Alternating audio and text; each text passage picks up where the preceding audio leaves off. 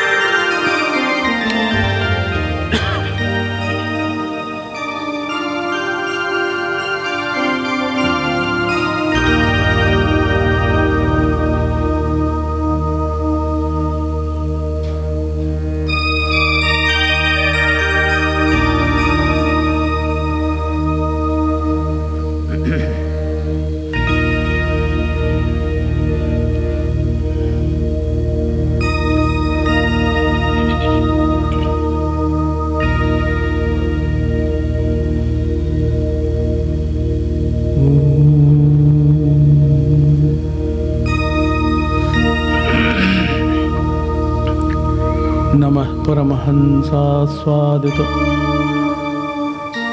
चरणकमलचिन्मकरन्दाय भक्तजनमानसनिवासाय श्रीरामचन्द्राय नारायणं नमस्कृत्य नरं चैव नरोत्तमं देवीं सरस्वतीं व्यासं ततो जयमुदीरये।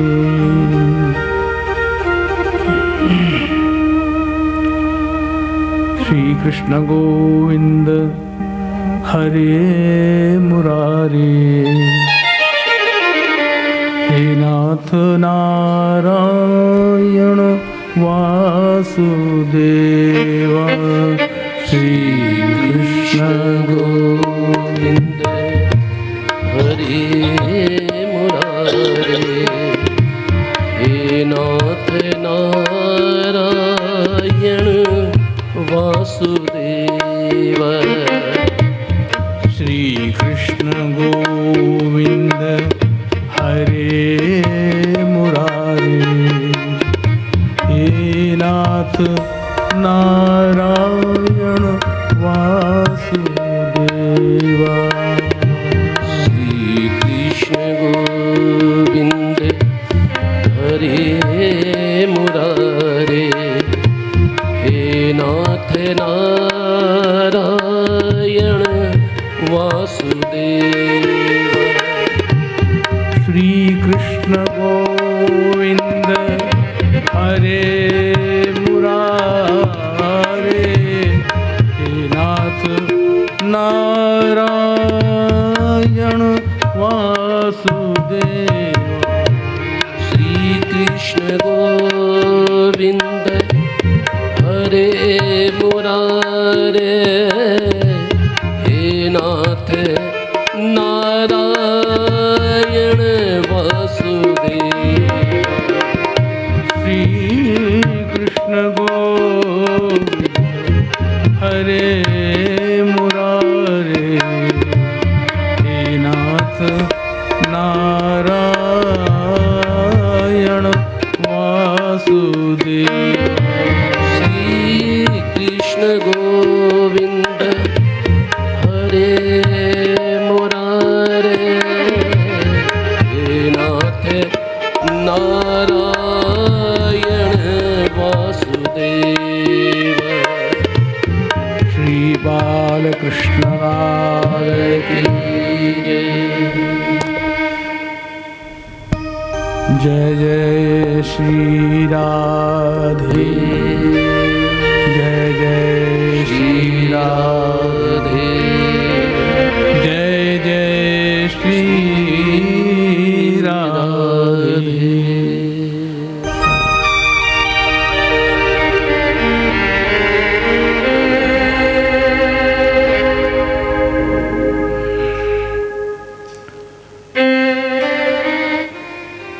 योऽन्तः प्रविश्य मम वाचमिमां प्रसुप्ताम् संजीवयत्यखिलशक्तिधरः स्वधाम्ना अन्यांश्च हस्तचरणश्रवणत्वगादीन् प्राणान् नमो भगवते पुरुषाय तुभ्यम्। बहुत अद्भुत स्तुति है। पूर्व में आप सुनते आ रहे हैं, ये आज के प्रसंग में इस बात की पूरी तरह से गारंटी है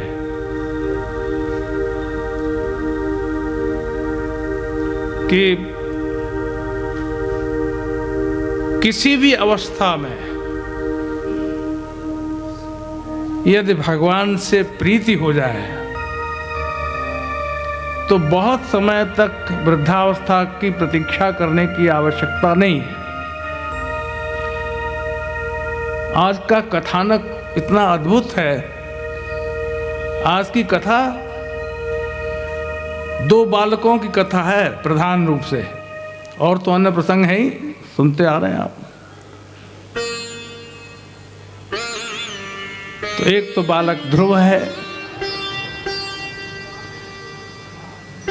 और एक बालक प्रहलाद है। दोनों ही 5-5 वर्ष के छोटे छोटे बालक हैं और दोनों को भगवान मिल गए। और पहला बालक ध्रुव अपमानित है मां से, अपनी भी माता से। कथा आप सुन रहे थे आप,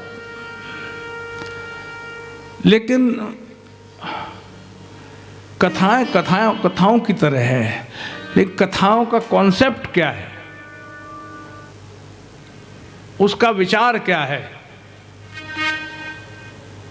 वो भी थोड़ा चिंतन करना चाहिए। बालक ध्रुव ने भगवान की ये स्तुति की है। भगवान ने जब कहा बालक बोलो तुम क्या चाहते हो, तो कोई जरा ऐंठू भगत भगवान के सामने आ जाता है ना, तो पलट के भगवान से कहता है कि क्या समझ रखा है आपने। आप जब आते हो तब कहते हो मांग लो मांग लो। हम भिख मांगे क्या? हम क्यों मांगे? आप मांगने वाला व्यक्ति देने वाले के पास जाता है, और ऐसा वक्त कहता है मैं तो तुम्हारे पास आया नहीं, तुम ही आए हो, मांग लो। तो ध्रुव के पास भी भगवान ही आए, ध्रुव तो गए नहीं थे। और प्रहलाद के प्रसंग में भी भगवान, अभी थोड़ी देर में प्रसंग आएगा, भगवान खम्भ का सीना फाड़ कर प्रकट हो गए। भगवान को ही वहीं प्रकट होना पड़ा। तो कोई ऐंठू भगत होता तो ये कहता कि हम तो क्यों मांगे, तुम मांग लो मांग लो मांग लो, जब देखो तब आप कहते हैं मांग लो है? और पलट के वो ये कह सकता है कि तुम आए हो इसलिए अब तुम मांगोगे, तुमको क्या चाहिए। तो भगवान की सिट्टी पिट्टी गुम हो जाती है ऐसे भक्तों से, कोई साधारण बात नहीं है ये। इसलिए भगवान ने बालक ध्रुव को एक संबोधन किया, और बहुत अच्छा संबोधन है। जिसकी जिससे प्रियता होती है उसके अनुसार वो अपना संबोधन उससे करता है। तो भगवान ने ध्रुव का एक नाम दिया, दूसरा। क्या नाम था? वो नाम था सुव्रत। क्या नाम था? सुव्रत। सुव्रत का अर्थ क्या हुआ? सुव्रत का अर्थ हुआ जिसने अच्छी तरह से व्रत किया, जो अपने धर्म पालन में अपने व्रत में किसी की भी ये अपेक्षा नहीं रखता कि कोई हमारा सम्मान ही करेगा, अरे भाई निकाल भी देगा। और इसीलिए जब सुरुचि ने बालक से कहा नहीं नहीं बेटा तुमने पिता की गोद में तो नहीं बैठ सकते हो, तो रोने लगे। निश्चल निष्कपट ध्रुव थे, रोने लगे। और रोने लगे तो ये माँ की भूमिका इस समय आ जाती है। माता सुनीति ने कहा नहीं नहीं तुम रो मत, तुम्हारी विमाता ने ठीक कहा है, और ये कहा है कि जब तक तुम तपस्या नहीं करोगे तब तक तुम पिता की गोद में तो क्या किसी की गोद में भी बैठने के अधिकारी नहीं होगे। तुम तपस्या करो। तपसाराध्य पुरुषम तस्यैवानुग्रहेण मे गर्भे त्वं साधयात्मानं यदि इच्छसि नृपासनम, यदि नृपासनम इच्छसि, अगर तुम आसन चाहते हो पिता का, अगर बाप की गोद में बैठना चाहते हो तो भगवान की आराधना करो। ये तो बहुत अच्छा संदेश था। माँ अगर ये कहती है या कोई भी व्यक्ति कहता है तुम भगवान की आराधना करो, तो ये तो बहुत ऊंची बात हो गई। लेकिन गलती उसने सुरुचि ने ये कर दी। सुरुचि ने कहा कि तुम आराधना करो, और तब क्या होगा? बोले आराधना का फल क्या होगा? तो उसने कहा कि देखो जब आराधना करो तो तुम भगवान से, अगर भगवान प्रकट हो जाए तो तुम भगवान से ये मांगना कि मैं माता सुरुचि के गर्भ से जन्म लूं। तस्यैव अनुग्रहेण में, तब भगवान के अनुग्रह से तुम मेरे गर्भ में आने के अधिकारी होगे, और जब तुम्हारा जन्म मेरे गर्भ से उत्पन्न हो, तुम्हारा होगा जन्म, तब तुम अपने पिता की गोद में बैठ सकते हो। तो माता सुनीति ने कहा बेटा ठीक तो कहा, चलो तुम तपस्या तो करो, फिर बाद में देखा जाएगा किसकी गोद में बैठोगे। तो ध्रुव ने अपमानित होकर, दुखी होकर जब अपने घर से बाहर निकलने का निश्चय किया, तो जीवन में विसंगतियां आती है, दुख आते हैं, मन खिन्न होता है, और उस समय किसी संत की आवश्यकता पड़ती है। कोई महात्मा, कोई संत, कोई त्यागी, कोई तपोधन अगर करुणा करके दुखी क्षणों में हमारे ऊपर कृपा करके प्रकट हो जाए, हमारे सामने आ जाए, हमारे घर आ जाए, तो ये बहुत बड़ी बात है। आंखों से आंसू बहते हों और तो कोई चुप कराने वाला आ जाए। बच्चा जब रोता है तो इधर उधर देखता है, रोते समय क्या देखता है कि कोई चुप कराने वाला आ जाए, और नहीं होगा तो माँ तो आ ही जाएगी। तो आप देखिए सुनीति ने कहा ठीक है, तेरी माँ ने ठीक कहा, और तेरी माँ ने जो कहा है कि तपस्या कर, तो तू जा और तपस्या कर।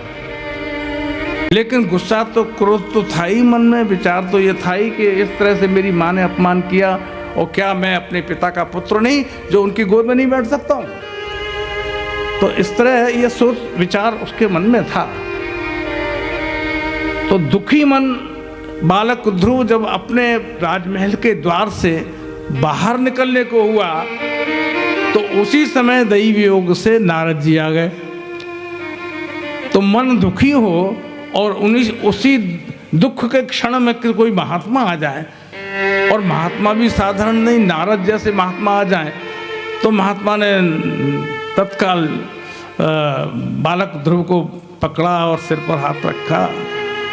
तो एक बहुत महत्वपूर्ण बात इस प्रसंग में ये आई कि आदमी जब गुस्से में होता है तो वो व्यवहार भूल जाता है। जिस समय क्रोध आता है, गुस्से में आता है, और उस समय कोई व्यक्ति आ जाए तो व्यवहार भूल जाता है, वो उससे भी बात नहीं करेगा, उसको स्वागत भी नहीं करेगा। गुस्से में है, क्रोध में है, लेकिन ये एक बहुत महत्वपूर्ण बात है कि ध्रुव ने रोते हुए अपने राजमहल से बाहर निकलते हुए जब देखा कि नारद जी महाराज आए हैं, तो एक क्षण में बिना विलंब किए ध्रुव ने नारद जी को प्रणाम किया। तो ये क्या है? बोले ये है चरित्र, ये आचार संहिता है जीवन की। हम कैसे रहते हैं, कैसे जीते हैं, लोगों से व्यवहार करें। हम अपने अंदर में तो चाहे क्रोध में है, चाहे किसी भी स्थिति में है, लेकिन सामने वाला व्यक्ति जो हमारा आ रहा है, अगर पूज्य आ रहा है तो हम प्रणाम करें।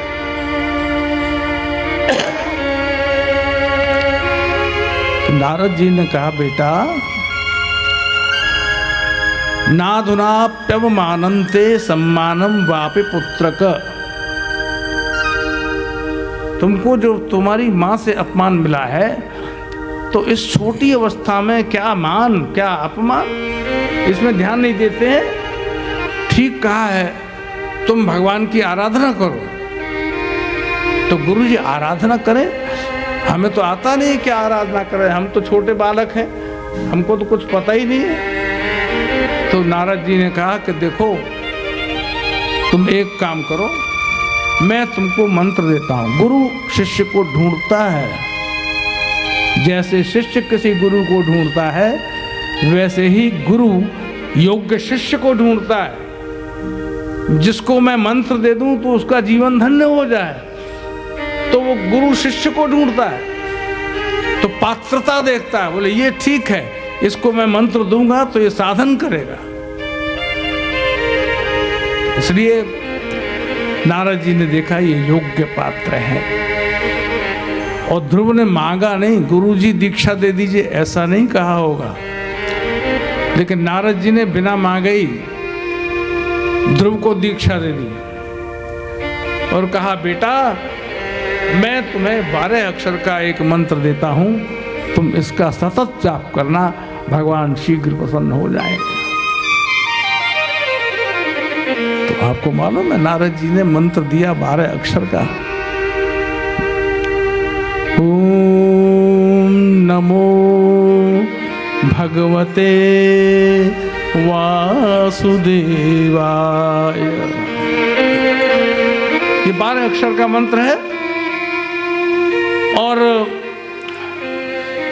बेटा इस मंत्र का जाप तुम्हारे पूर्वजों ने भी किया है, मनु जी ने भी किया है और शत्रुपा ने भी किया है। मनु और शत्रुपा जब नैमिषारण्य में तप करने लगे तो उस समय वो इसी मंत्र का जाप कर रहे। 12 अक्षर मंत्र पुण्य, ये 12 अक्षर का जो मंत्र थे, जपहि सहित अनुराग, अनुराग के साथ जपते थे। तो यहां बड़ी पकड़ है, बहुत से लोग माला सटकाते रहते हैं, राम राम राम जय श्री कृष्णा नमः, श्री कृष्णा नमः। अब माला चल रही है, लेकिन ये इसका कोई फल मिलेगा क्या? माला तो चल रही है, हो सकता है मिलता होगा, थोड़ा बहुत तो मिलेगा ही, माला तो चल रही है। लेकिन जपहि सहित अनुराग, जिसका नाम हम ले रहे हैं उसके साथ अनुराग हमारा है कि नहीं है, तो फलीभूत हो जाएगा।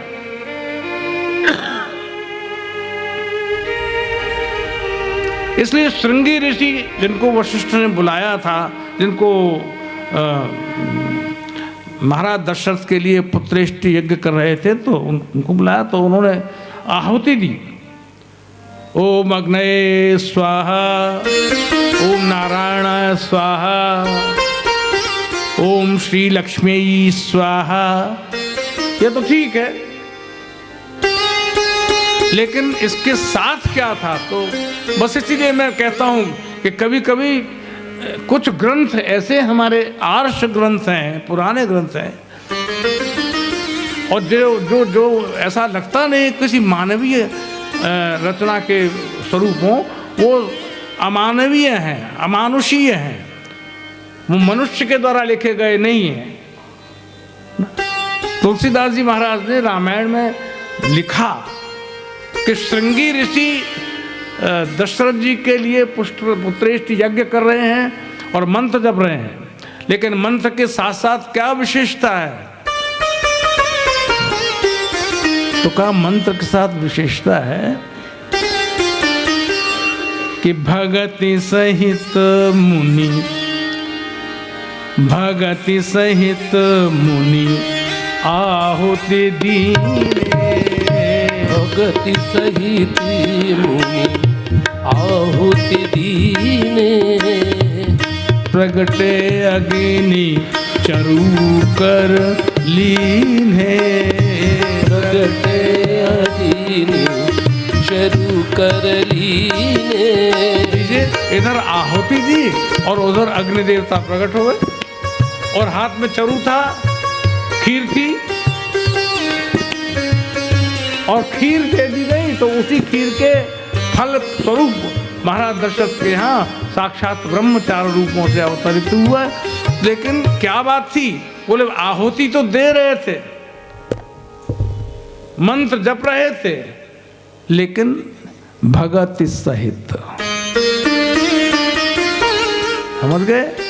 तो जिसके नाम की माला जप रहे हैं, उस नाम के साथ साथ हमारा संबंध कितना है, हमारी प्रियता कितनी है, हम उनसे प्रेम कितना करते हैं।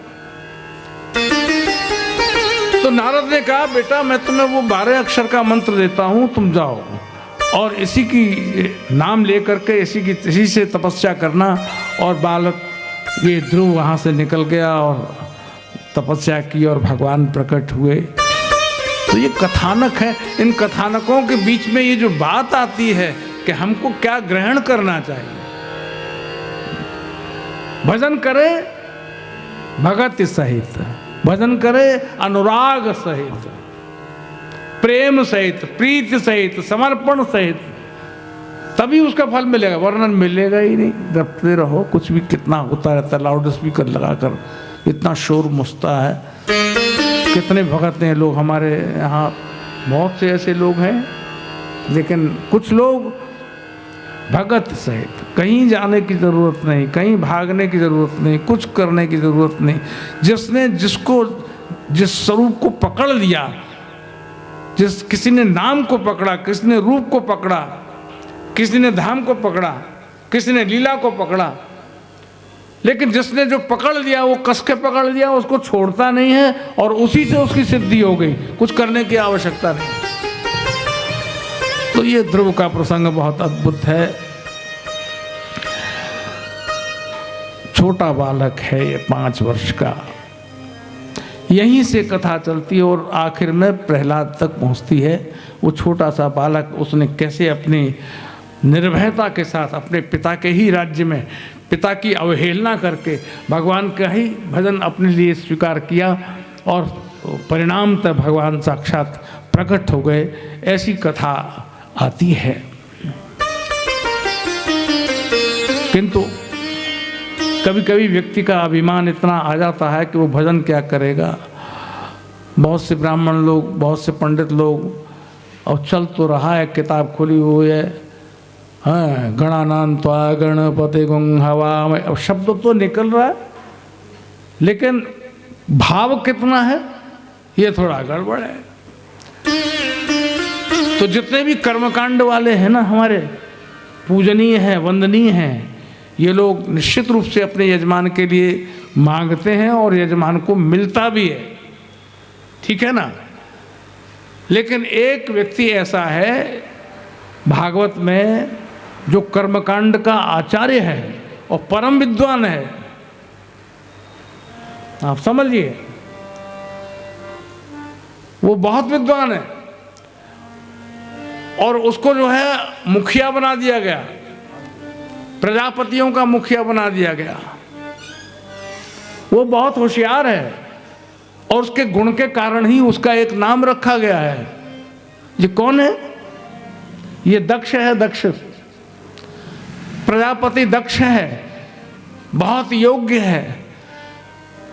लेकिन प्रजापतियों की सभा में जब सारे देवता आए हुए थे और उस समय भगवान शंकर का जब आगमन हुआ तो वो भी बैठ गए सबके साथ में। जब प्रजापति दक्ष आए तो सब उठ के खड़े हो गए, सबने आदर किया। और भगवान शंकर बैठे तो बैठे रह गए, वो ध्यान निमग्न थे। समाधि लगे तो भगवान शंकर जैसी समाधि लगे, ध्यान लगे तो शंकर जी जैसा ध्यान लगे। आसपास पता न चले, ढोल बजाते तो सुनाई नहीं देता है। सारे देवता उठ के खड़े हो गए, लेकिन शंकर जी का चूंकि ध्यान लगा हुआ था, उनको ध्यान नहीं रहा कि कौन आया कौन गया, तो उसी में बस क्रोध आ गया। लोगों को सम्मान पाने की बड़ी लालसा होती है ना, लोग मुझे आदर दें, मेरे गले में माला पहनाएं और मुझे प्रणाम करें, ऐसा हम लोगों को होता है। और छोटों से तो अपेक्षा बड़े लोग करते ही हैं कि भाई छोटे लोग सम्मान करें। लेकिन वो व्यक्ति जिसने बड़ा पद पा लिया और सारे प्रजापतियों का नायक हो गया, उसके अभिमान की पराकाष्ठा कहाँ पहुंची?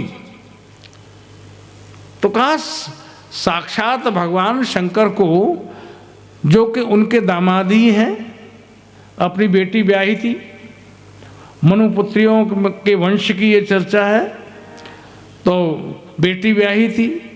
और ये भगवान शंकर के चूँकि वहाँ की उपस्थिति थी, तो अपेक्षा ये करते थे कि शंकर उठ के खड़े हो जाएं और जैसे सबने प्रणाम किया है वो भी मुझे प्रणाम करें। तो भाई ये बताइए, दामाद ससुर को प्रणाम करे या ससुर दामाद को प्रणाम करे? क्या परंपरा है?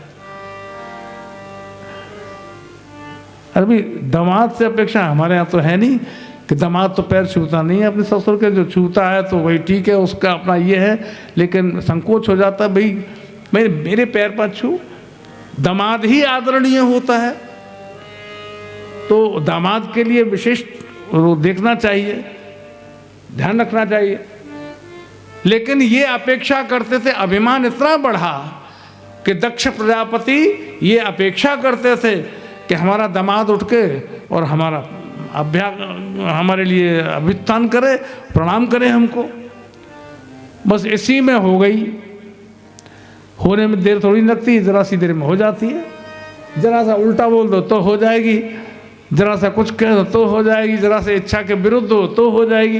तो यहाँ जो है अच्छा नहीं लगा दक्ष प्रजापति को, और बस वहाँ वार्तालाप शुरू हो गया।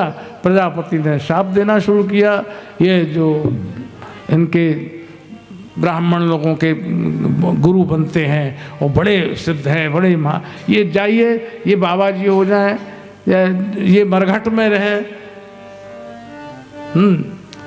और ये अघोरी हो जाएं, ये सब शाप हैं दक्ष के।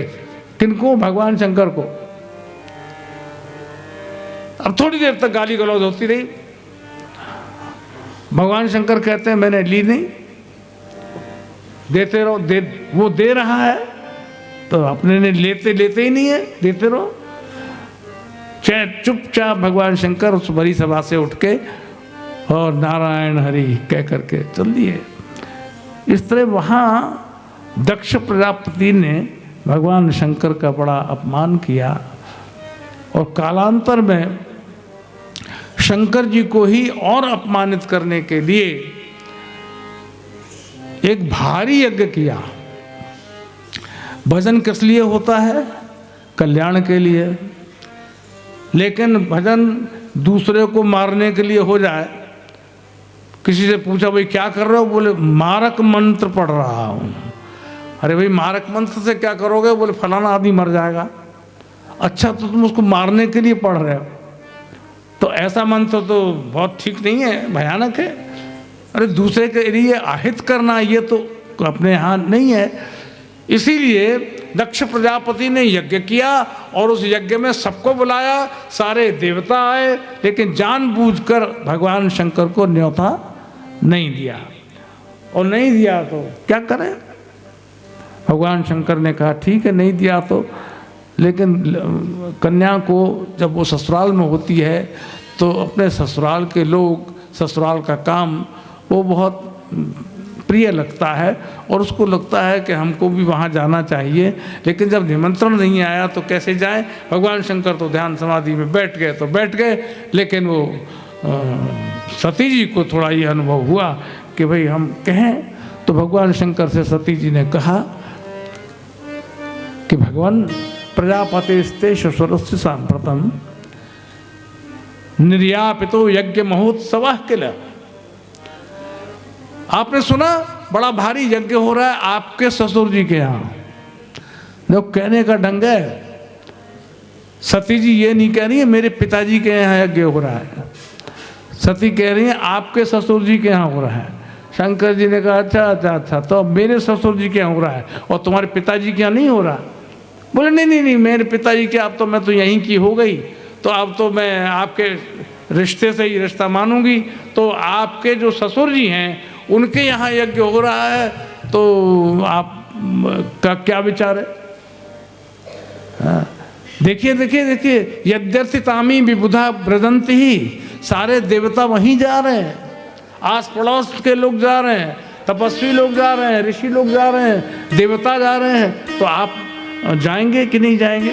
भगवान शंकर ने कहा अच्छा ठीक है जाना तो चाहिए, लेकिन निमंत्रण नहीं आया। वो नहीं आया तो नहीं आया। भगवान शंकर ने कहा नहीं आया तो कोई बात नहीं, अपने संबंधियों के यहाँ बिना बुलाए भी चले जाना चाहिए, कोई फर्क नहीं पड़ता है। तो शंकर जी ने एक बात कही, देखो सती, वहाँ जाने के लिए हमें ऐसा लगता है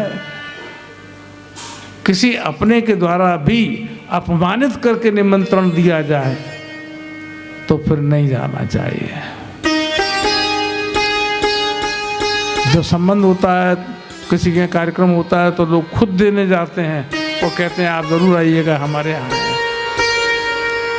और बहुत से लोग क्या करते हैं, मोबाइल में ही डाल दिया, इसी को निमंत्रण, बुलावे का निमंत्रण समझिएगा और सब परिवार आइएगा। तो तुम तो आ नहीं रहे हो, तुम कुछ कह नहीं रहे हो, बस फोन से कह रहे हो या फिर जो है उसमें मोबाइल में भेज रहे हो। तो ये बुलाने का तरीका थोड़ी ना है।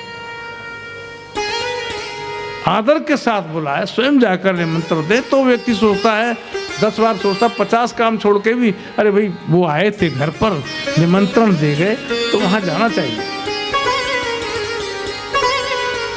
तो सती ने कहा आप अगर नहीं जाए तो मैं चली जाऊं। शंकर जी ने कहा देखो एक बात मान लो, फिर चली जाना। अगर तुम वहां बिना बुलाए जाओगी और मेरी इच्छा के विरुद्ध जाओगी, मैं तो नहीं चाहता तुम जाओ, तो देखो यदि ब्रजस्यतिहाय मद्वचो भद्रम भवत्या न ततो भविष्यति। अगर मेरी इच्छा के विरुद्ध वहां जाओगी ततः भद्रम न भविष्यति, भला नहीं होगा, अच्छा नहीं होगा, गड़बड़ हो सकती है।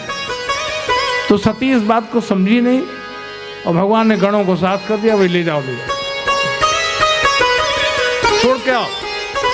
तो सारे भगवान शिव के गण सती जी को उनके पियर छोड़ आए और वहाँ गई तो देखा कि भगवान शिव का अनादर हो रहा है, उनके लिए कोई आसन नहीं है।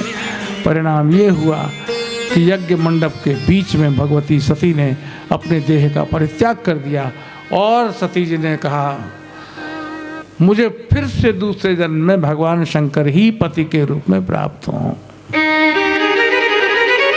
ये प्रियता है, गलती हो सकती है लेकिन मैं आपको छोड़ूंगी नहीं। गलती हो सकती है, आप मुझे त्याग दीजिए। रामायण में तो ये लिखा, शंकर जी ने कहा एहितन सती भेंट मोहि नाही, इस शरीर से सती के साथ अब मेरी भेंट नहीं होगी। तो सती ने कहा कि आप मुझे छोड़ दीजिए, लेकिन मैं आपको नहीं छोड़ सकती, आपको जन्म जन्मांतर आपको ही चाहूँगी। इसीलिए जब भगवती पार्वती तपस्या कर रही थी और सप्तर्षि पार्वती जी को कहने आए कि हम तुम्हारे लिए बहुत सा एक दूसरा वर ढूंढ के लाए हैं और तुम उनसे ब्याह कर लो, तो भगवती पार्वती ने कहा कि मैं तो जन्म जन्म जन्म लग रगड़ हमारी, जन्म जन्मांतर तक से मेरी उनकी रगड़ है और बरऊं शंभु न तो रहूं कुंवारी, ब्याह करूंगी तो शंकर जी से करूंगी और नहीं तो कुंवारी रह जाऊंगी। इतनी निष्ठा है। तो ये एक प्रीति की पराकाष्ठा है, प्रीति का एक अंतिम छोर है जहाँ तक व्यक्ति पहुँचता है। तो इसलिए भगवती सती उन्होंने अपने देह का परित्याग कर दिया। तो शंकर जी ने यहाँ जो बात कही वो पकड़ने के लिए है। भगवान शंकर सती जी से कहते हैं, देखो 6 चीजें हैं, ये 6 चीजें किसी अच्छे आदमी के पास होती हैं तो वो गुण बन जाती है, और किसी बुरे आदमी के पास होती हैं तो वो दोष बन जाती है। 6 चीजें कौन कौन सी 6 चीजें हैं? तो कहा विद्या, एक विद्या तपो वित्त वपो वय कुलई। विद्या 1, तपो तपस्या 2, वित्त पैसा 3, वपो शरीर, वय अवस्था, बुजुर्ग हो गए 100 साल तक जिए, और कुलई ही बहुत उत्तम कुल मिला है, उच्च कुल में जन्म हुआ है। तो ये 6 की 6 चीजें यदि किसी भले आदमी के पास होती हैं तो ये 6 चीजें गुण बन जाती हैं। किसी अच्छे आदमी के पास पैसा आ जाए तो उसका सदुपयोग करेगा, सबके लिए करेगा। विद्या पढ़ लिख लेगा तो विद्या पढ़ लिख लेगा तो अच्छे काम के लिए उसका उपयोग करेगा, शास्त्रार्थ करने नहीं बैठ जाएगा। आओ मैं तुमसे ज्यादा पढ़ा लिखा हूं, तुमको क्या आता है।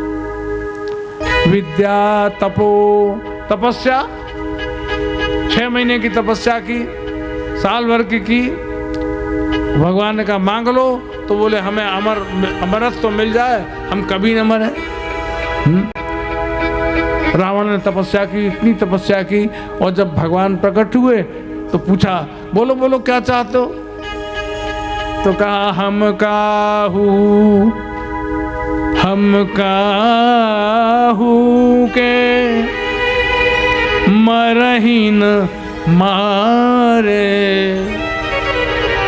हम काहू के मरही न मारे, बानर मनुज जाति दुई बारे।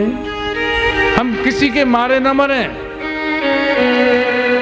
केवल बंदर और मनुष्य को छोड़कर हम दुनिया में किसी के मारे न मरे। भगवान ने कहा तुमने तपस्या की, तपस्या के बदले में क्या मांगते हो? बोले हम मरे नहीं,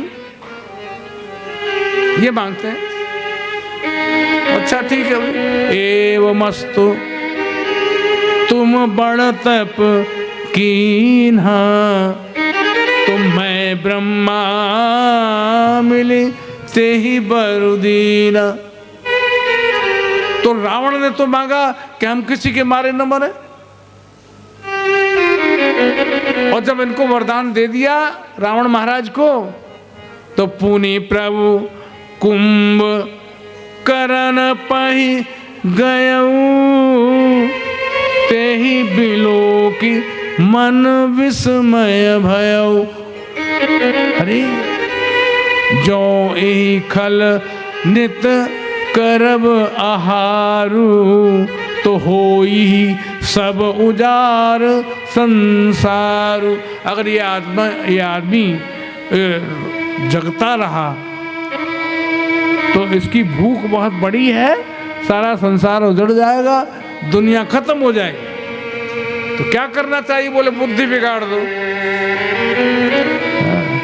सारद प्रेरी तासुमति फेरी, ओ मागी नींद मास षटकेरी। 6 महीने की नींद मांग ली, तपस्या इतनी की, अब ये कह रहा है मैं सोता रहूं 6-6 महीने तक सोता लो। इतनी बढ़िया, इतनी तुमने तपस्या की, भगवान सामने खड़े हैं और वो कह रहे हैं मांग लो, और तुम कह रहे हो महाराज अब तो नींद आ रही है, मुझे तो सोना ही चाहिए। बोले ठीक, दिया। आप देखें, और जब विभीषण के पास गए तब तो गए विभीषण पास पुनि, कहेऊ पुत्र वर मांगो,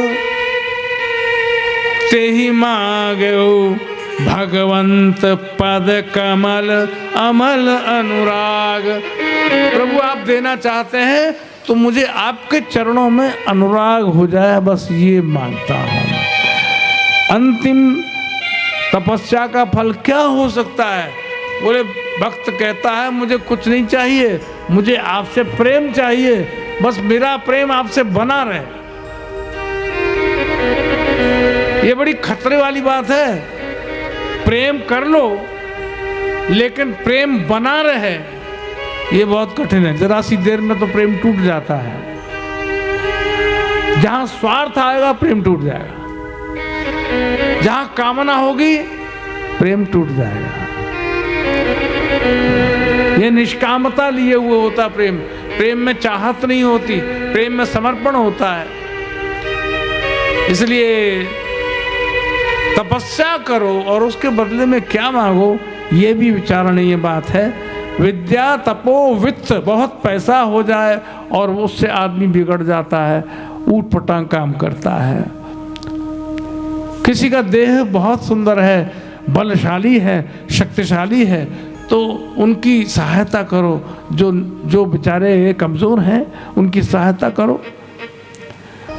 और बड़ी आयु हो गई तो बड़ी आयु वाले लोग छोटी आयु वाले पर करुणा करें, उनके साथ तालमेल अच्छा सा बिठाएं। छठा गुण क्या है? बोले वो कुलई, कुल। कि हम ऐसे वैसे नहीं है, हम फलाने के बेटा पोता है। लोगों को कहते सुना गया है हमारा खानदान इतना बड़ा है, हम ये तुम्हारा बड़ा है तो मनमाना करोगे, चाहे जो करोगे। तो ये 6 चीजें हैं, अगर अच्छे व्यक्ति के पास आती हैं तो वो गुण बन जाती हैं, और अगर किसी बुरे आदमी के पास आती हैं तो वही अवगुण हो जाती। इस तरह भगवान शंकर ने सती को उपदेश दिया था, लेकिन उनको समझ में नहीं आया और शरीर छोड़ दिया। भगवती सती ने भगवान शंकर को ही मांगते हुए कि पुनर्जन्म में भी मुझे शंकर ही पति के रूप में प्राप्त हो। श्री राधे राधे राधे, जय जय जय श्री राधे। राधे राधे राधे, जय जय जय श्री राधे। राधे राधे राधे, जय जय जय श्री राधे। राधे राधे राधे, जय जय जय श्री राधे। जय जय जय श्री राधे, जय जय जय श्री राधे। जय जय जय श्री राधे, जय जय जय श्री राधे। जय जय जय श्री राधे, जय जय जय श्री राधे। जय जय जय श्री राधे, जय जय जय श्री राधे।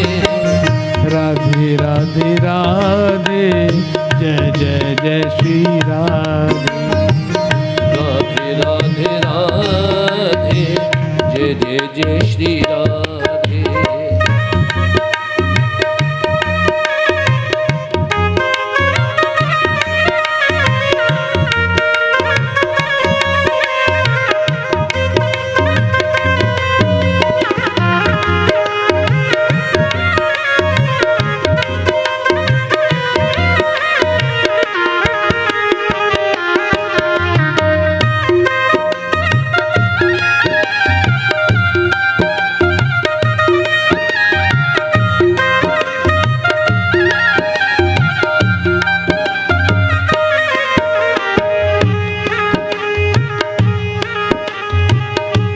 गोविंद राधे गोपाल राधे गोविंद राधे गोपाल राधे गोविंद राधे गोपाल राधे गोविंद राधे गोपाल राधे गोपाल राधे नंदलाल राधे गोपाल राधे नंदलाल राधे गोपाल राधे नंदलाल राधे गोपाल राधे नंदलाल राधे राधे राधे राधे जय जय जय श्री राधे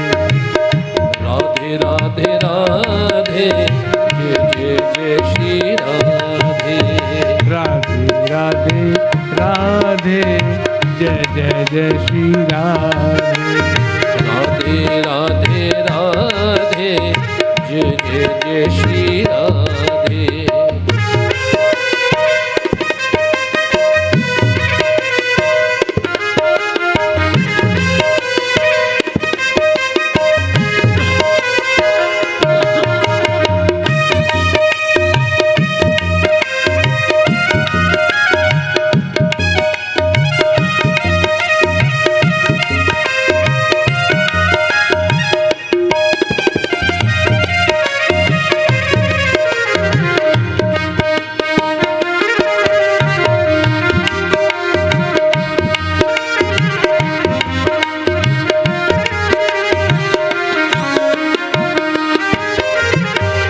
गोविंद राधे गोपाल राधे गोविंद राधे गोपाल राधे गोविंद राधे गोपाल राधे गोविंद राधे गोपाल राधे राधे राधे राधे जय जय जय श्री राधे राधे राधे राधे जय जय जय श्री राधे राधे राधे राधे जय जय जय श्री राधे राधे राधे राधे जय जय जय श्री राधे जय जय जय श्री राधे जय जय जय श्री राधे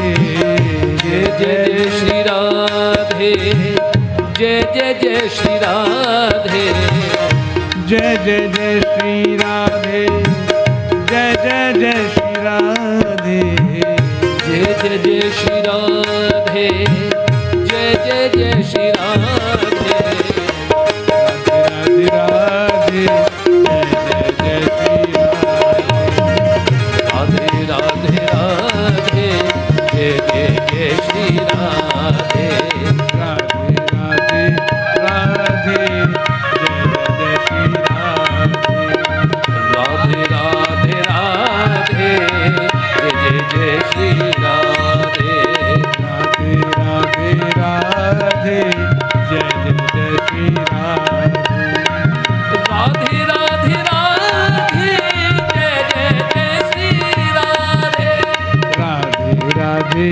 राधे जय जय जय श्री राधे राधे राधे राधे जय जय जय श्री राधे श्री राधा गोविंद भगवान की जय जय श्री राधे। तो भागवत में अनेक कथानकों के मध्य में कोई न कोई संदेश छिपा है और वे जो ऋषिगण हैं जिन्होंने अनेक ग्रंथों की रचना की है और उनमें श्रेष्ठ जो व्यास जी महाराज हैं और व्यास जी के द्वारा रचित ये भागवत महापुराण है, इसकी प्रत्येक कथा में कोई न कोई संकेत संदेश जाता है जिसे हमें स्वीकार करना चाहिए। जब अभिमान बढ़ जाता है तो व्यक्ति किसी के भी लिए बड़ा भारी पड़ता है, वो हर एक किसी का अपमान कर देता है। और ये जो कभी कभी ऐसा लगता है कि जिस चीज़ का उसे अभिमान होता है वो चीज़ उसकी है ही नहीं। कभी सोचा है गौतम जी? हाँ, सोचा है ना। अभिमान जिसका है वो चीज हमारी है ही नहीं। शरीर का अभिमान है तो शरीर हमारा है क्या? सोचिए। रूप का अभिमान है, रूप हमारा है, कब तक है? ये भी ढल जाता है। पैसे का अभिमान है, कब तक रहता है? हमेशा नहीं रहता, स्थायी नहीं है, ये भी चला जाता है। ये सारी चीजें अनित्य हैं, नित्य नहीं है। लेकिन हो जाता है और है नहीं, उसका अभिमान है। जो है नहीं हमारे पास, जिस पर हमारा अधिकार नहीं है, शरीर को स्थिर करने की चेष्टाएं बहुत हैं। मुझे याद आता है कलकत्ता कथा चल रही थी तो जिनके यहाँ कथा थी उनके यहाँ से निमंत्रण मैंने बिरला जी के यहाँ भिजवाया और फ़ोन भी किया। मैंने कहा एक दिन के लिए हाजिरी लगाइए। तो बोले महाराज मैं तो आ नहीं सकता हूँ, मेरी तो हड्डी टूटी पड़ी है। और रहे नहीं हिंदुस्तान मोटर्स के जो मालिक थे, तो जीपी बिरला, गंगा प्रसाद बिरला, तो बोले आप आ जाइए, मैं गाड़ी भेज रहा हूँ। तो मैं गया, और मैं गया तो मैंने कहा आपको ये हड्डी कैसे टूट गई? अरे महाराज अब क्या बताएं, यहाँ टूटी नहीं और लंदन में जाके टूट गई। हमने कहा लंदन में आपकी हड्डी क्यों टूटी? कोई सब सुविधाएं हैं, सब बातें हैं, आपके लिए क्या है? तो बोले नहीं जी मैं बाथरूम में था और रपट गया, और मैं हर साल जाता हूँ तो गया था वहाँ पर, रपट गया तो हड्डी टूट गई। तो उन्होंने एक बड़ी मजे की बात बताई। उन्होंने ये बताया कि मैं हर साल लंदन जाता हूँ और हर साल मैं शरीर में एक बैटरी लगवाता हूँ। एक बैटरी लगवाता हूँ और वो बैटरी क्या करती है? बोले बैटरी जो है वो मुझे वर्ष भर तक, साल भर तक के लिए मुझे बिल्कुल एक्टिव रखती है।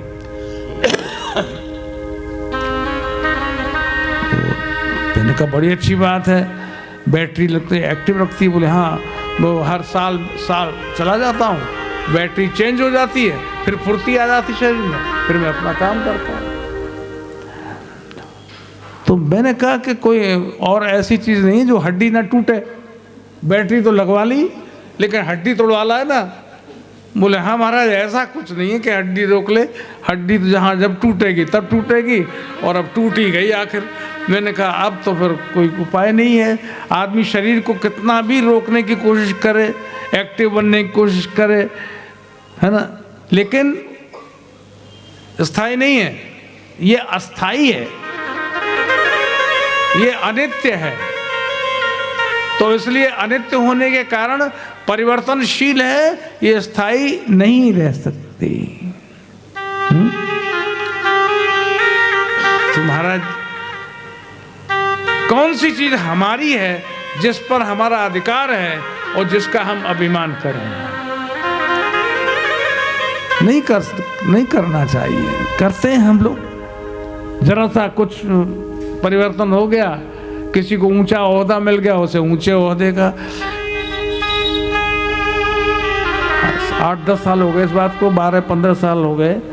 तो जयपुर मेरी कथा थी तो मैं ठहरा हुआ था, तो जहाँ ठहरा हुआ था तो फ़ोन आया, बोले साहब जो भूतपूर्व गवर्नर साहब हैं, वो मिलना चाहते हैं। तो मैंने कहा ठीक है आने दीजिए, मेरा परिचय था, उनका आइए। आ गए, तब तक वहाँ हड़कंप मच गया। बोले वर्तमान जो गवर्नर साहब हैं वो भी आ रहे हैं। मैंने कहा अब सारे गवर्नर आज ही आ जाएंगे क्या? तो राजस्थान के एक भूतपूर्व गवर्नर और एक उस समय वर्तमान के गवर्नर दोनों ही आए। और उसके बाद ठीक है बैठे, बातचीत हुई, फिर वो जाने लगे। तो एक कर्टसी होती है कि भाई जो आया है उसको दरवाजे तक छोड़ो। तो मालूम पड़ा कि वो पहले जो उस समय के तात्कालिक गवर्नर थे उनको तो बड़े लगा हुआ था, सिपाही लगे हुए थे और बड़ा अमला साथ उनके। तो वो गए, शोर मचाता हुआ वो गाड़ी का वो काफिला चला गया।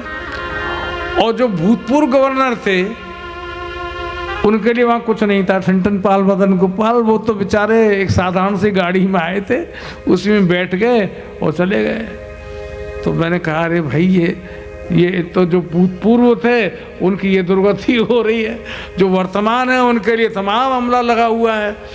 तो कभी कभी ऐसा होता है कि चीज़ें तात्कालिक रूप से हमें प्राप्त हो जाती हैं, उन प्राप्त वस्तुओं के कारण ही हम लोग अभिमान करने लगते हैं और ये नहीं सोचते कि अगर वो हमसे छिन गई, अगर समय चला गया और हम उस पद पर नहीं रहे तो फिर वही रह गए, कोई साथ में नहीं है, अब कोई किसका अभिमान करें। तो इसलिए एक राजा था, भागवत में जो वर्णन आता है, उस राजा का नाम था रहुगण। रहुगण नाम का राजा था, सिंधु सौवीर देश का अधिपति था।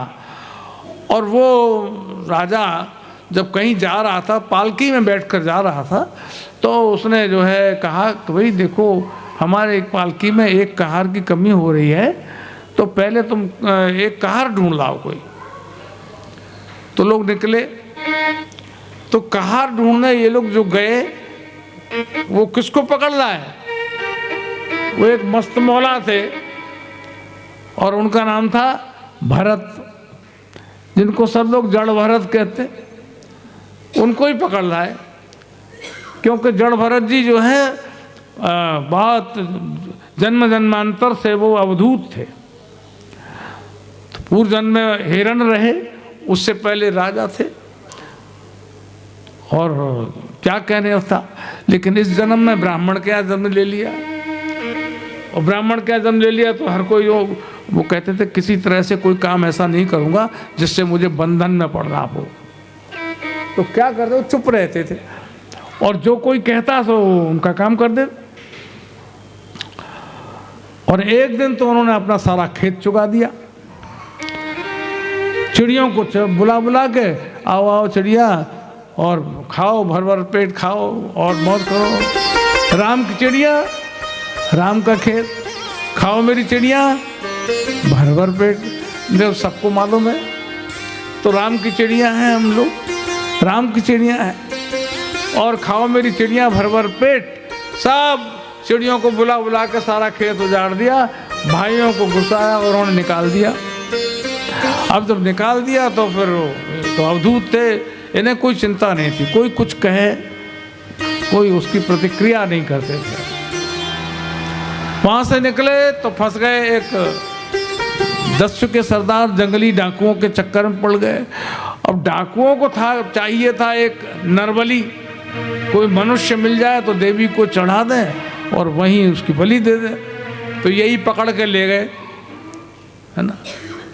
लोगों ने पूछा क्यों भाई चलोगे? बोले हाँ चलेंगे। तो देवी के सामने खड़ा कर दिया शांत भाव से, जिसको मृत्यु में भी कभी डर नहीं है, जिसकी मौत सामने खड़ी हुई है और उसके बावजूद भी उसके चेहरे पर शिकन नहीं है, जरा भी वो कुछ कहता नहीं, घबराता ही नहीं, व्याकुल नहीं होता, व्यथित नहीं होता। ऐसे भरत उनको देवी के सामने खड़ा कर दिया और जैसे ही उस दस्यु के सरदार ने हाथ में खड्ग उठाकर मारना चाहा, वैसे ही देवी प्रकट हो गई और सारे डाकुओं को मार मार कर तहस नहस कर दिया। बोलो भगवती भद्रकाली भवानी की जय।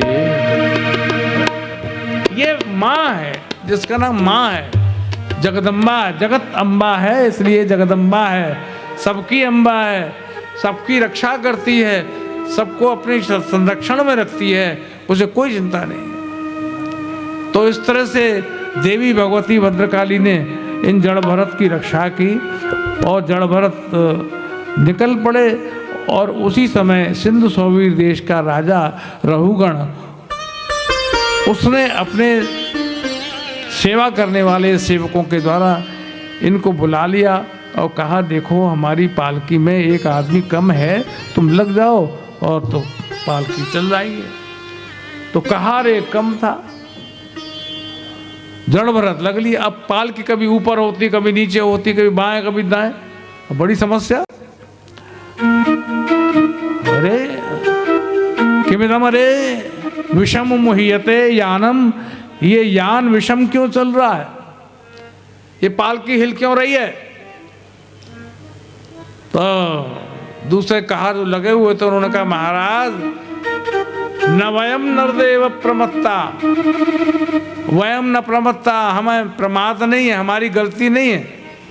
ये तो अयम अग्नैव नियुक्तोपि न द्रुतम प्रजाति, जो अभी अभी नियुक्त हुआ है वो शीघ्र नहीं चल रहा।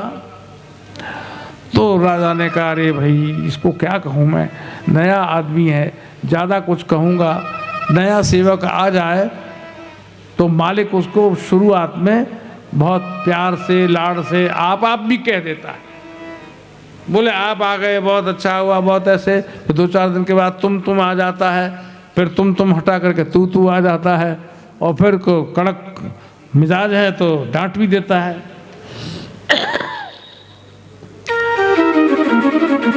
तो पालकी में बैठा हुआ राजा उन्मत्त था और जड़ भरत चूंकि स्वयं परमहंस थे, वो अपनी तरह से चल रहे थे, क्योंकि जिस आदमी ने जिंदगी में जो काम न किया हो तो वो काम मिल जाए तो वो उतनी नफासत से, उतनी अच्छी तरह से वो काम नहीं हो सकता। इसलिए अब जड़ भरत तो सोच के चलते, कोई कीड़ा मकोड़ा ना आ जाए पैर के नीचे, कोई जीव हत्या ना हो जाए, संभाल के चलते तो पालकी हिलती डुलती। तो राजा ने कहा, अरे तू जानता नहीं मैं कौन हूँ, मैं अभी तेरी चिकित्सा करूँगा, अभी तुझे दंड विधान करूँगा, और करोम चिकित्साम, अभी तेरी चिकित्सा करूँगा, तू जानता नहीं। तो पहले तो बड़े प्यार से कहा था आप, है ना, और प्यार से दुलार से ये भी कहा, आपको बड़ी दुर्बलता आ गई है। तो जड़ भरत तो दुबले थे ही नहीं, वो तो मोटे ताजे थे, हट्टे कट्टे, किसी को घुमा के बात कहने की भी आदत होती है। तो आप तो बहुत दुबले पतले हो और आप बहुत दूर से चले आ रहे हो लेकर के, तो अभी तो पालकी उठाई थी, दूर से कहाँ लेके आए थे। आपके साथियों ने बिल्कुल आपको सहयोग नहीं दिया, वो सहयोग नहीं देते तो इतनी भारी पालकी अकेले कैसे उठाते। सारी बात सुनी, तब जड़ भरत ने कहा, ऐसे तो ये मानेंगे नहीं। तो योदितम व्यक्तम प्रलब्धम,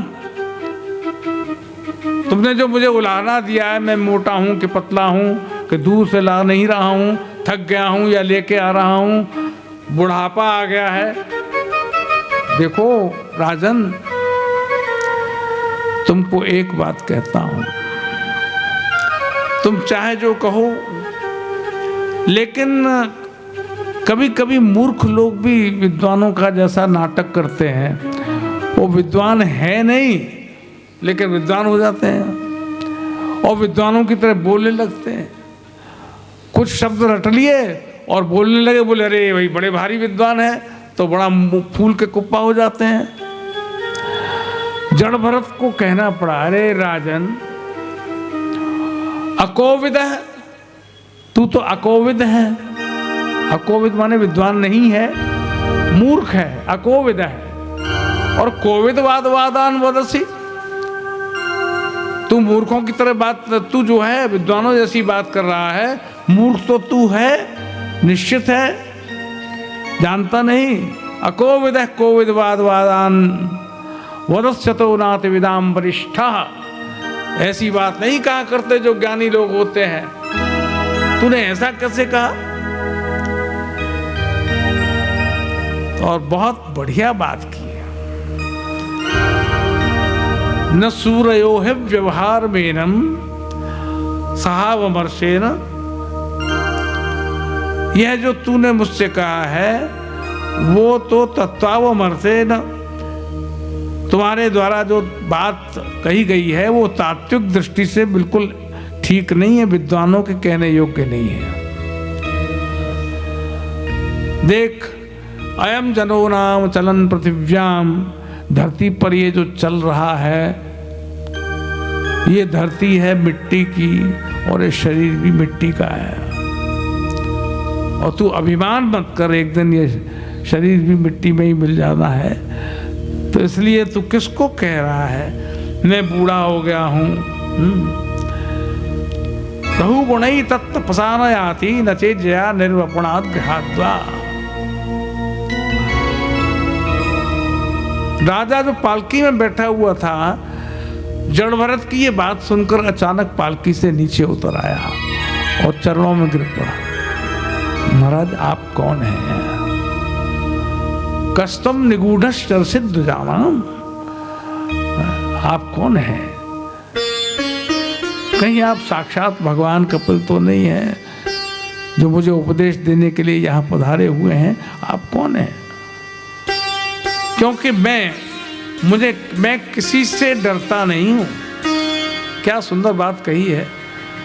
रघुगण कहते हैं मैं दुनिया में किसी से डरता नहीं हूं, केवल एक ही बात से डरता हूं, कहीं मुझसे किसी ब्राह्मण देवता का अपमान न हो जाए।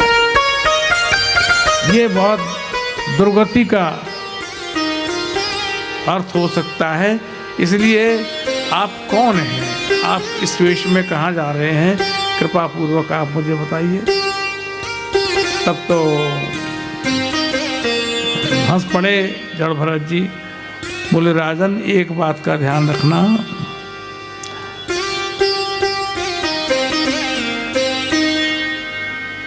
मिट्टी पर चलता है, मिट्टी का शरीर, ये सारी माटी से ही बनी हुई सृष्टि है। तू कुछ मत करना, न जप न तप न योग न याग, न छंदसा नैव जलाग्नि सूर्यैः, न सूर्य को जल देने की जरूरत है, न अग्नि की उपासना करने की आवश्यकता है, न वेद मंत्रोच्चार करने की बात है।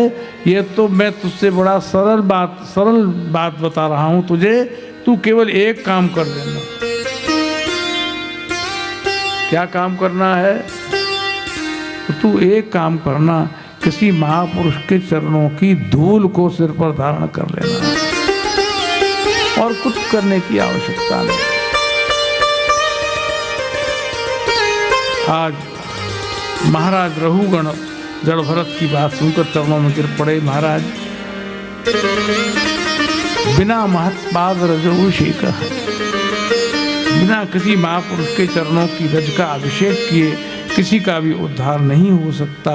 ये उपदेश किया है जड़ भरत जी ने। भवाटवी, संसार एक जंगल है और उस जंगल में सब चले जा रहे हैं, भटकने का डर है, रात हो जाएगी तो सो जाने का डर है और लुट जाने का भी डर है। संसार में खूब लूट होती है और हर चीज लुटती है। व्यक्ति का स्वाभिमान लुटता है। संसार में जितनी भी व्यक्ति के अंदर जो ये इंद्रियां हैं, इन इंद्रियों के अंदर भी जो शक्तियां हैं वो भी लुट जाती हैं। आँख की देखने की शक्ति लुट जाती है, कान की सुनने की शक्ति लुट जाती है। यहाँ लूटने को तैयार खड़े हुए हैं। और ये जो 5 लुटेरे हैं शरीर के अंदर ही, ये तैयार खड़े हुए हैं, क्या क्या नहीं लूटते हैं, इनसे सावधान रहना। ये कह करके जड़ भरत ने राजा रघुगण को धन्य किया है और फिर अपने रास्ते पर चल दिए। ऐसे भगवान के परम भागवत श्री जड़ भरत जी जो ऋषभदेव जी के परंपरा में थे और उनके 100 पुत्रों में सबसे बड़े पुत्र थे जड़ भरत। बहुत अच्छा उपदेश दिया है। भगवान ऋषभदेव ने बहुत अच्छा उपदेश दिया है। भगवान ऋषभदेव ने कहा देखो इस देह की आसक्ति मत करना, ये शरीर से तप करना, तपो दिव्यम, इस शरीर से तप, दिव्य तप करना और कुछ मत करना, क्योंकि शरीर के द्वारा किए जाने के तप किए जाने से इस जीव की सद्गति होती है, तो शरीर का उपयोग तपस्या के लिए करना।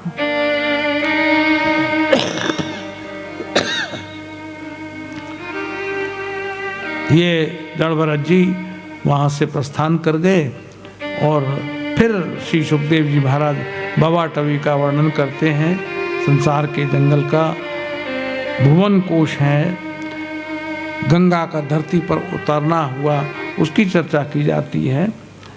ये भारतवर्ष महान है जहाँ भगवान का अवतार होता है।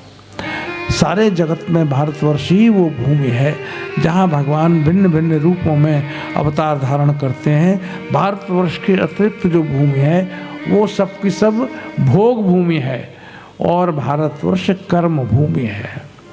यहाँ किए गए कर्म का फल मिलता है और भारतवर्ष के अतिरिक्त जो जगह है, आर्यावर्त के बाहर जो दूसरे स्थान हैं, वहाँ केवल भोग भोगने के लिए जीव आता है।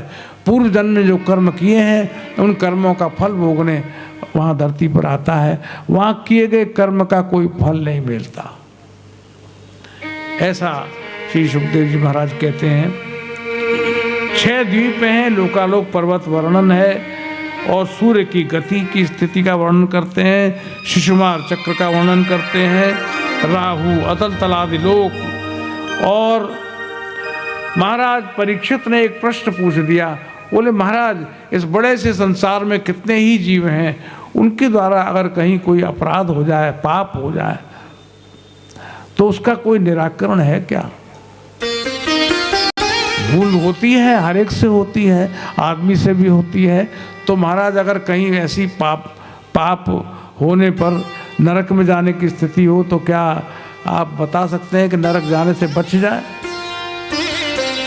तो सुखदेव जी कहते हैं देखो नरक तो बहुत है, 28 प्रकार के नरकों का वर्णन सुखदेव जी ने यहाँ पर किया है। कुंभीपाक नरक है, पुन्नाम नरक है, अतल तलातल लोक के नीचे जो नरक है वहाँ भी भोगने के लिए यह जीव जाता है, पाप कर्म के फल को भोगता है वहाँ जाकर। तब महाराज परीक्षित ने प्रश्न किया, कृपा पूर्वक ये बताइए क्या कोई ऐसी चीज़ है, ऐसा काम है जिसके करने से यह जीव नरक में न जाए? तो सुखदेव जी ने कहा बता तो देंगे, लेकिन फिर यही बात है कि तुम जब दवा आदमी को दवा ठीक कर देती है तो फिर वो फिर मनमानी करता है। क्यों? तो बेचारा आदमी बहुत बीमार था, लोगों ने कहा क्यों भाई तुम ठीक हो गए हो, अब क्या चिंता है? बोले दवाई तो है ना, जब दवाई है तो फिर मैं वही काम करूँगा फिर दवा खा लूँगा, फिर वही काम करूँगा फिर दवा खा लूँगा। बोले अगर नरक से बचने का उपाय तुमको मिल जाए तो तुम जरूरी थोड़ी ना कि तुम पाप करो, क्योंकि उपाय मिल गया फिर क्या है, पाप खूब करो और उसके बाद फिर उपाय कर लो, फिर पाप कर लो, फिर उपाय कर लो तो नरक में जाने से बच जाओगे। बोले ऐसा नहीं है, ये एक ही बार बताई जाती है बात, सावधान होकर सुनो, मैं तुम्हें एक पुरानी कथा सुनाता हूँ। तब श्री सुखदेव जी महाराज ने श्री परीक्षित जी को एक कथा सुनाई और उस कथा के अंतर्गत उन्होंने बताया एक त्रिकाल संध्या करने वाला ब्राह्मण एक स्त्री के फेर में पड़ गया। और वो वेश्या थी, पथ भ्रष्ट हो गया, जीवन बहुत ही निम्नतम जीवन हो गया उसका। और घर, उसके घर में उसकी जो पत्नी जिसको बना रखा था उसने, वेश्या को, तो एक बार वो कहीं बाहर गया हुआ था, तो उसी समय एक संत आए। देखो बहुत से लोग यहाँ बैठे हैं, बहुत से लोग जानते हैं, संतों की पधरामणी लोग करते हैं घर पर। कोई महात्मा आ जाए, विद्वान आ जाए, संत आ जाए, तो कहते हैं महाराज हमारे घर में आइए, हमारी कुटिया में। जो नए लड़के हैं वो कहते हैं इनको बुलाने से क्या फ़ायदा है, घर में बुलाओ, भोजन कराओ, दक्षिणा दो, दंडवत करो, प्रणाम करो, क्या इनसे क्या फ़ायदा है। महाराज जिन घरों में संतों के चरण पड़ते हैं उन घरों में कभी भी पाप का प्रवेश नहीं होता। पाप के निराकरण का वहाँ उपाय निकल आता है, भले वो कुछ ना करें।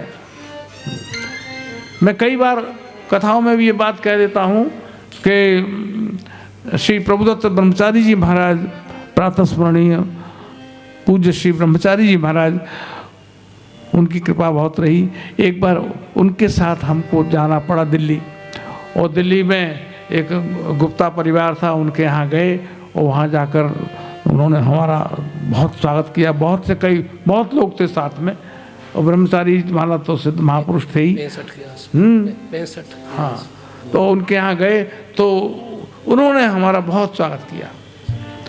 क्या स्वागत किया भाई, काजू है, मेवा है, किशमिश है और दूध है, बहुत अच्छी तरह से। और ब्रह्मचारी जी महाराज को भी वही अर्पण किया, तो खा पी लिए। एक आध घंटा रुके उनके यहाँ से, फिर वो ब्रह्मचारी जी बोले भैया अब खाए पी लियो। हमने कही खाए पी लियो। बोले अब चुकाए दो, उधार करके मत जाओ। हमने कहा चुकाएगा कैसे?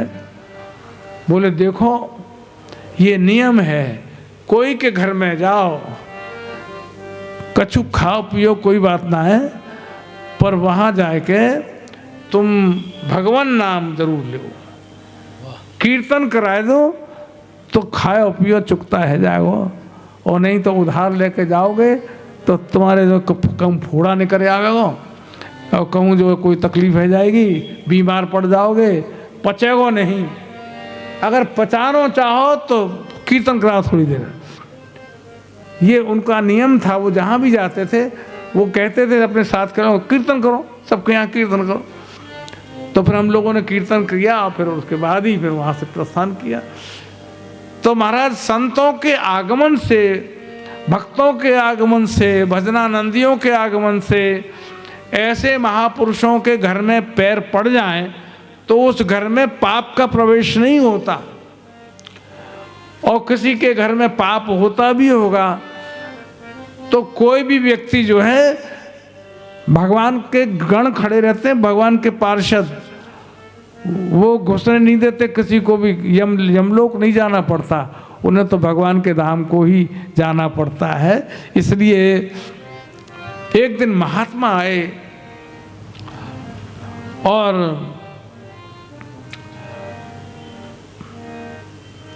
बहुत स्वागत किया वेश्या ने, उनकी पत्नी ने, अजामिल की पत्नी ने।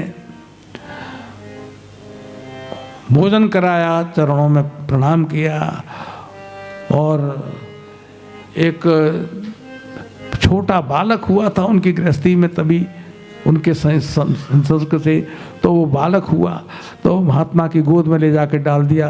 बोले महाराज आप इस पर कृपा कीजिए। बोले हम तो पतित हैं, हम तो जगत में इतने दीन हो गए, क्या कर सकते हैं, लेकिन इस बालक के ऊपर आप कृपा कीजिए। तो बोले क्या नाम है इसका?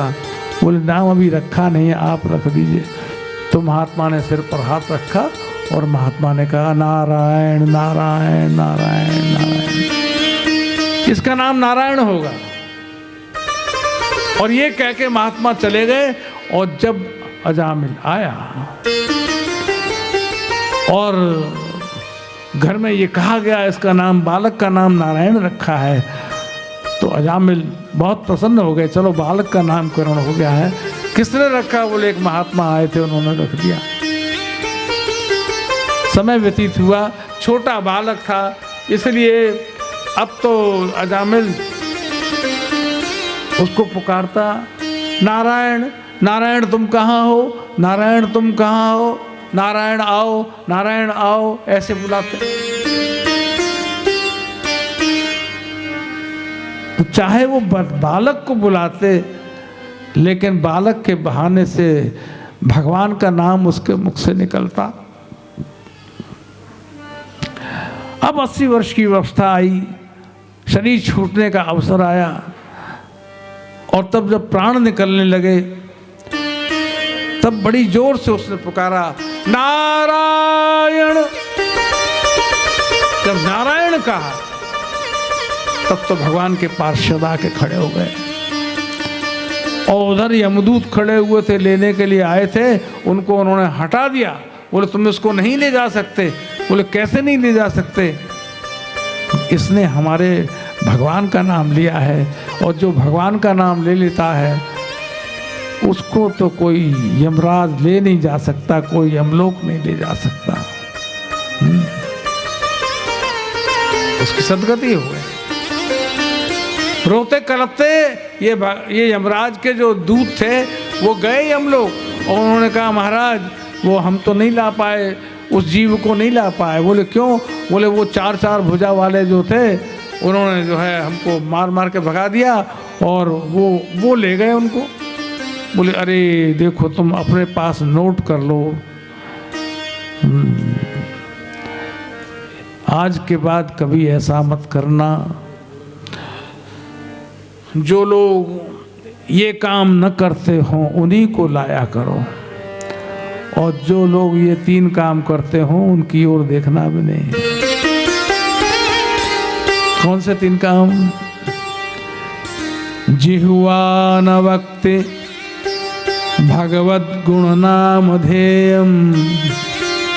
जिनकी जीव भगवान का गुणगान न करती हो उनको ले आया करो। जिह्वा न वक्ति भगवत गुण नाम ध्येयम, चेतश्च न स्मरति तच्चरणारविंदम।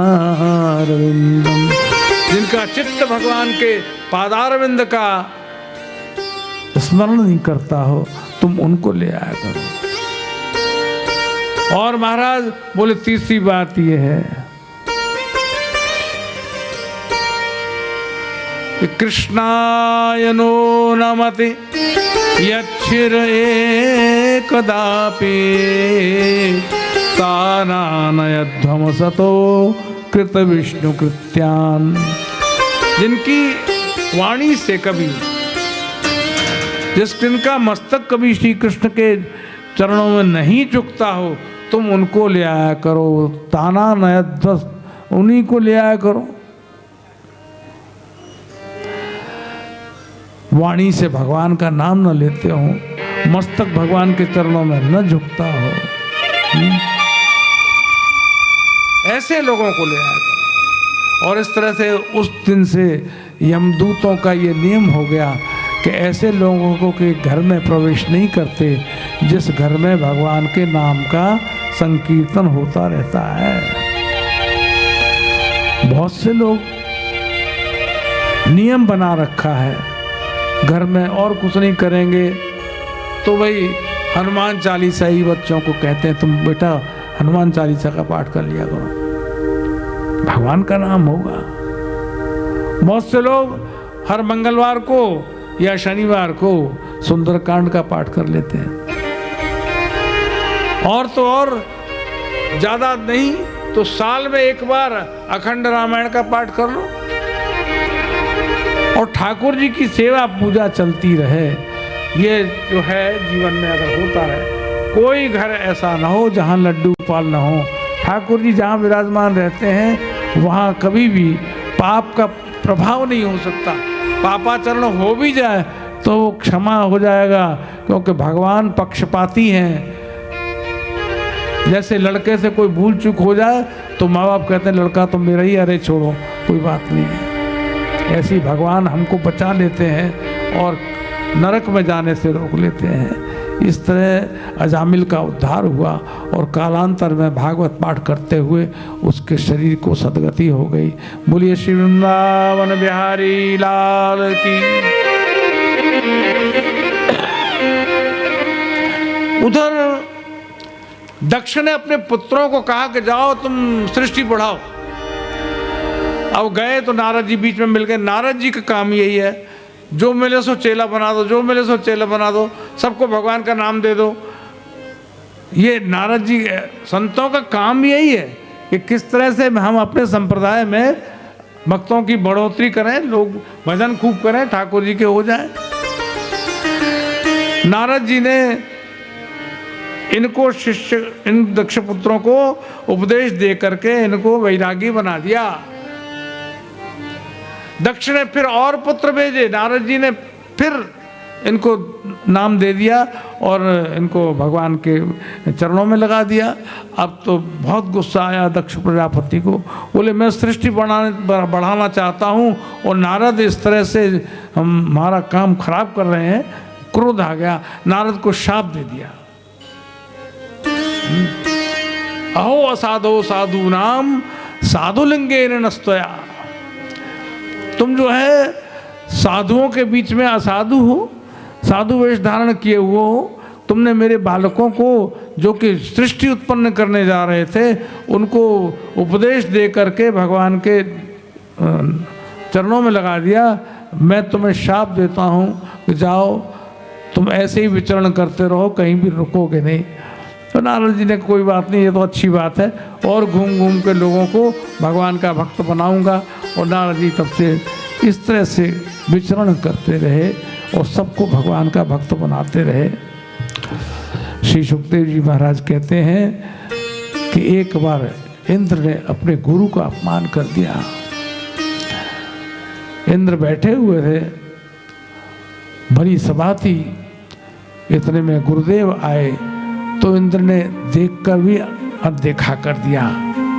वहाँ रंग राग रंग हो रहा था, नाच गाना हो रहा था, ये देखा तो तत्काल बस देखा नहीं, इधर मुंह फेर लिया।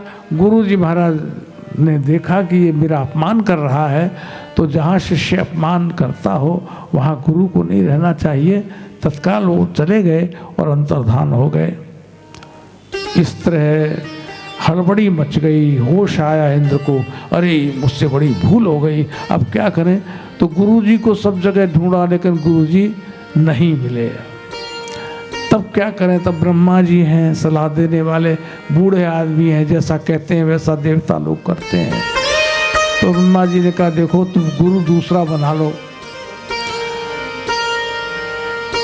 तो इस तरह गुरु बदलने के लिए जो बड़े आतुर रहते हैं ना, ये वाले गुरु अच्छे हैं, वो पिछले वाले बेकार थे। जब ये गुरु की अदला बदली हो जाती है ना कि वो गुरु बेकार थे, अब ये वाले गुरु कर लेते हैं, अब ये वाले कर दिए, चलो चलते हैं, जब तक चलते हैं उसके बाद कोई ना कोई और अच्छा मिल जाएगा, फिर उसको पकड़ लेंगे। तू नहीं और सही, और नहीं और सही, कोई मिल जाए, उसका परिणाम क्या होता है ये आप देख लो। ब्रह्मा जी ने कहा इंद्र तुम ऐसा करो, त्वष्टा के जो 12 आदित्य हैं, 12 आदित्य हैं, उनमें से त्वष्टा के पुत्र हैं विश्वरूप, उनको पुरोहित बना लो। इंद्र ने ऐसा ही किया और विश्वरूप यज्ञ करने लगे वहां पर, और विश्वरूप के द्वारा यज्ञ किए जाने पर देवताओं की शक्ति बढ़ी, इसमें कोई संदेह नहीं। लेकिन एक गड़बड़ी हो गई, ये चोरी छिपे असुरों को भी आहुति देते थे। ओम असुराय स्वाहा इदम न मम, ऐसा करते ना यज्ञ में। इंद्र को लगा कि ये तो बहुत गड़बड़ बात है, ये तो हमारे लिए नहीं कर रहे, ये तो असुरों को, उनकी जो माँ थी वो असुर पक्ष की थी, तो वो असुरों को आहुति दे रहे थे। तब इंद्र ने क्या किया कि अपने शस्त्र से विश्वरूप जी के 3 मुख थे, 3 सिर थे, तीनों सिर काट दिए और वो पक्षी बनकर उड़ गए। यहाँ कथाएं बड़ी बहुत यहाँ रूपक हैं, यहाँ रूपक हैं, मतलब ये ज्यों की त्यों वैसी नहीं है, इनका रूपक बनाया है। कौन क्या है? विश्वरूप जी को वेद की तीनों धाराओं का ज्ञान था, ज्ञान, कर्म और उपासना, ये तीन चीज़ें वेद से मिलती हैं। और ये विश्वरूप जी इन तीनों के बड़े आचार्य थे, तो इनसे इन सारे ज्ञान से रहित कर दिया, यही सिर का काटना हो गया। तो इसलिए बड़ा वहाँ पर हड़बड़ी मच गई। अब क्या करें? विश्वरूप जी का तो सर कट गया, अब त्वष्टा क्या करें? त्वष्टा बहुत दुखी थे, बेटे के मरने पर तो दुख तो होता ही है। तो इसलिए उन्होंने यज्ञ किया, और यज्ञ करने से उसमें से एक बड़ा भारी असुर उत्पन्न हुआ, जिसका नाम था वृत्रासुर। वृत्रासुर, और उस वृत्रासुर के आक्रमण से सारा देवलोक त्रस्त हो गया, देवता भागने लगे, त्राहि त्राहि मच गई। अब क्या करें, कैसे प्राण बचे, समझ में नहीं आता था। तब फिर वही ब्रह्मा जी का सहारा लिया। ब्रह्मा जी बोले, भैया तुम ऐसा करो, इस वृत्रासुर से निपटने के लिए एक ही उपाय है। महर्षि दधीच एक बड़े तपोनिष्ठ संत हैं, अगर महर्षि दधीच अपनी अस्थियों का दान कर दें और उससे वज्र का निर्माण हो तो वृत्रासुर मारा जा सकता है। ऐसा ही किया, देवता पहुंच गए। दूसरे को मार के स्वयं जीने की कामना ये हमारे यहाँ नहीं है, लेकिन यह भी कथा आती है, ऐसा नहीं करना चाहिए दूसरे की मृत्यु करके। लेकिन दधीचि ने सोचा, अगर मेरे प्राणदान से देवता सुरक्षित हो जाते हैं, सारा संसार सुखी हो जाता है, तो मैं सहज ही अपना देह परित्याग कर दूंगा। तो गाय ने चाट चाट कर दधीचि ने अपने देह का परित्याग करवा दिया। और फिर जब उस जो हड्डियां हैं, अस्थियां हैं, उन अस्थियों से बना वज्र, इंद्र का वज्र बना, और उस इंद्र के वज्र से वृत्रासुर पर प्रहार किया गया। वृत्रासुर ने यहाँ बहुत बढ़िया स्तुति की है, वो है तो 4 श्लोकों में, लेकिन हम सारी नहीं सुनाएंगे, केवल एक श्लोक आप सुनिए। प्राण देने से पहले वृत्रासुर ने कहा, अहम हरे तव पादैकमूल दासानुदासो भवितास्मि भूयः मनस्मरेता सुपतेर्गुणांस्ते गृणीतवा कर्म करोतु कायः। हे भगवान, मैं पुनर्जन्म चाहता हूँ, आपके चरणों के जो दास हैं, उन दासों का भी मैं दास बन जाऊं। अहम हरे तव पादैक मूल दासानुदासो भवितास्मि, उनका भी मैं दास बन जाऊं। और मन आपका चिंतन करे, मेरी वाणी आपका ही गुणगान करे, मेरा पुनर्जन्म हो, और उस समय मैं उन संतों के चरणों का दास बन जाऊं। ऐसी कामना इस असुर ने की। एक असुर होते हुए भी वृत्रासुर ने ऐसी स्तुति भगवान की कि ये देवता भी चकित हो गए, ऐसा भक्त है ये। वज्र आकर के लगा है वक्ष पर, वैसे ही वृत्रासुर गिर पड़े और उनके देह का अंत हो गया, वो सदगति को प्राप्त हुए। पूरी वृंदावन बिहारी लाल की। इस तरह नारद और युधिष्ठिर के बीच संवाद हुआ है, क्योंकि युधिष्ठिर ने देखा कि भरी सभा में ये एक प्रकरण आगे आने वाला है, आगे वर्णन करेंगे। लेकिन अभी तो ये है कि युधिष्ठिर जी को बहुत आश्चर्य हुआ जब भरी सभा में भगवान का चक्र लगने से शिशुपाल का तेज भगवान में ही समा गया। तो ये आश्चर्यजनक घटना थी। अगर कोई घटना घट जाए और कोई जानने वाला मौजूद हो, बड़े विद्वान हमारे बीच में हो, तो उनसे जिज्ञासा कर लेनी चाहिए। महाराज युधिष्ठिर ने नारद जी के चरण पकड़ के कहा, भगवान आप हमें बताइए कि ये इतना दुष्ट शिशुपाल और ये कैसे भगवान के चरणों में लीन हो गया। तब नारद जी ने कहा, देखो ये भगवान के ही अपने भक्त हैं। ये वो दो हैं, जय और विजय, जिनकी चर्चा हमने कल भी की थी। और जय और विजय दोनों ही शाप के कारण, सनकादिकों के शाप के कारण 3 जन्म तक असुर हुए हैं। 3 जन्मों तक असुर हुए।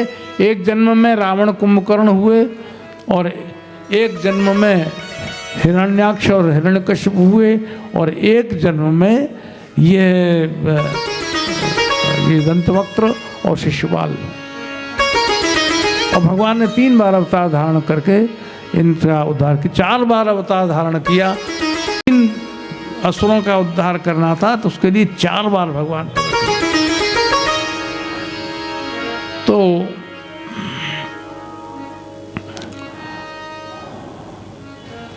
श्री सुखदेव जी महाराज कहते हैं कि नारद जी से जब ये पूछा महाराज युधिष्ठिर ने, तो नारद जी ने कथा सुनाई कि एक काल में रावण कुंभकर्ण हुए, एक काल में ये हिरण्याक्ष और हिरण्यकश्यप हुए। तो कहा हिरण्याक्ष की चर्चा हम पहले कर चुके हैं और हिरण्याक्ष मारा गया। हिरण्यकश्यप भी उसके जन्म लेने के बाद ये अद्भुत कथा आती है कि साक्षात भगवान खम्भ को फाड़ कर प्रकट हुए। ये कैसी कथा है, कृपा पूर्वक ये सुनाई। तो नारद जी ने युधिष्ठिर को कथा सुनाई हिरण्यकश्यप की। राज्य में नाम लेना बंद था, भगवान का नाम कोई नहीं ले सकता था, कीर्तन कोई नहीं कर सकता था, सारी प्रजा दुखी थी, जाए तो जाए कहाँ।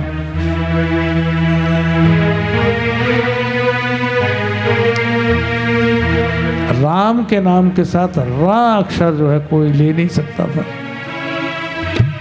आज भी हरदोई जगह है एक हरदोई, जो हरदोई क्षेत्र है वो हरदोई का अर्थ होता है हरिद्रोही, भगवान का द्रोही है ना। भगवान का द्रोही था हिरण्यकश्यप, इसलिए उस जगह का नाम भी पड़ गया हरिद्रोही। और आज भी उस क्षेत्र में कोई रा अक्षर उच्चारण नहीं करता, आज भी। उनसे कहो आप हरदोई कह दोगे तो वो हरदोई नहीं कहेंगे, वो हरदोई कहेंगे। आप उड़द की दाल कहोगे तो उद्द की दाल कहेंगे, उड़द की दाल नहीं कहे, रा बोलेंगे नहीं। बोले रा बोलने से भगवान का नाम आ जाएगा ना। तो इसलिए कोई भी हमारे देश में कोई भी भगवान का नाम नहीं ले सकता है, इतना कठिन राज्य था। और प्रहलाद उनके पुत्र हुए, 4 पुत्रों में से एक। प्रहलाद को पाठशाला में भेजा गया, गुरु ने बहुत सिखाया पढ़ाया, बेटा तुम्हारे पिता ही भगवान हैं। तो प्रहलाद कहते नहीं, भगवान तो अलग है। और तब प्रहलाद अपने साथियों को साथ लेकर वहाँ खूब उत्सव करते, विद्यालय में और पाठशाला में खूब कीर्तन करते। तो सारे जो पढ़ाने वाले शिक्षक थे, गुरुजी, वो बड़े परेशान थे, क्योंकि पता नहीं अगर पता लग गया हमारे महाराज को तो फिर हमारी तो गर्दन कटेगी और कहाँ जाएंगे कोई पता नहीं। एक दिन प्रहलाद को लेकर गुरुजी पहुँचे दरबार में। महाराज हिरण्यकश्यप ने कहा, बताओ गुरुजी महाराज, आपने हमारे पुत्र को क्या पढ़ाया? क्या पढ़ाया महाराज? ये तो बहुत अच्छा पढ़ाया, आप खुद पूछ लीजिए। हिरण्यकश्यप ने कहा, बोलो बेटा तुमने क्या पढ़ा? बोले पिताजी बहुत अच्छा पढ़ा, और वो इतना अच्छा है, थोड़ा सा आप भी पढ़ लीजिए तो आपका भी उद्धार हो जाएगा। बोले अच्छा, सुनाओ पाठ सुनाओ। तो प्रहलाद जी पाठ सुनाने लगे। बहुत सुंदर है, नवदह भक्ति का पाठ है, 9 प्रकार की भक्ति का पाठ है। श्रवणम कीर्तनं विष्णो, स्मरणं पादसेवनम्, अर्चनं वंदनं दास्यं, सख्यमात्म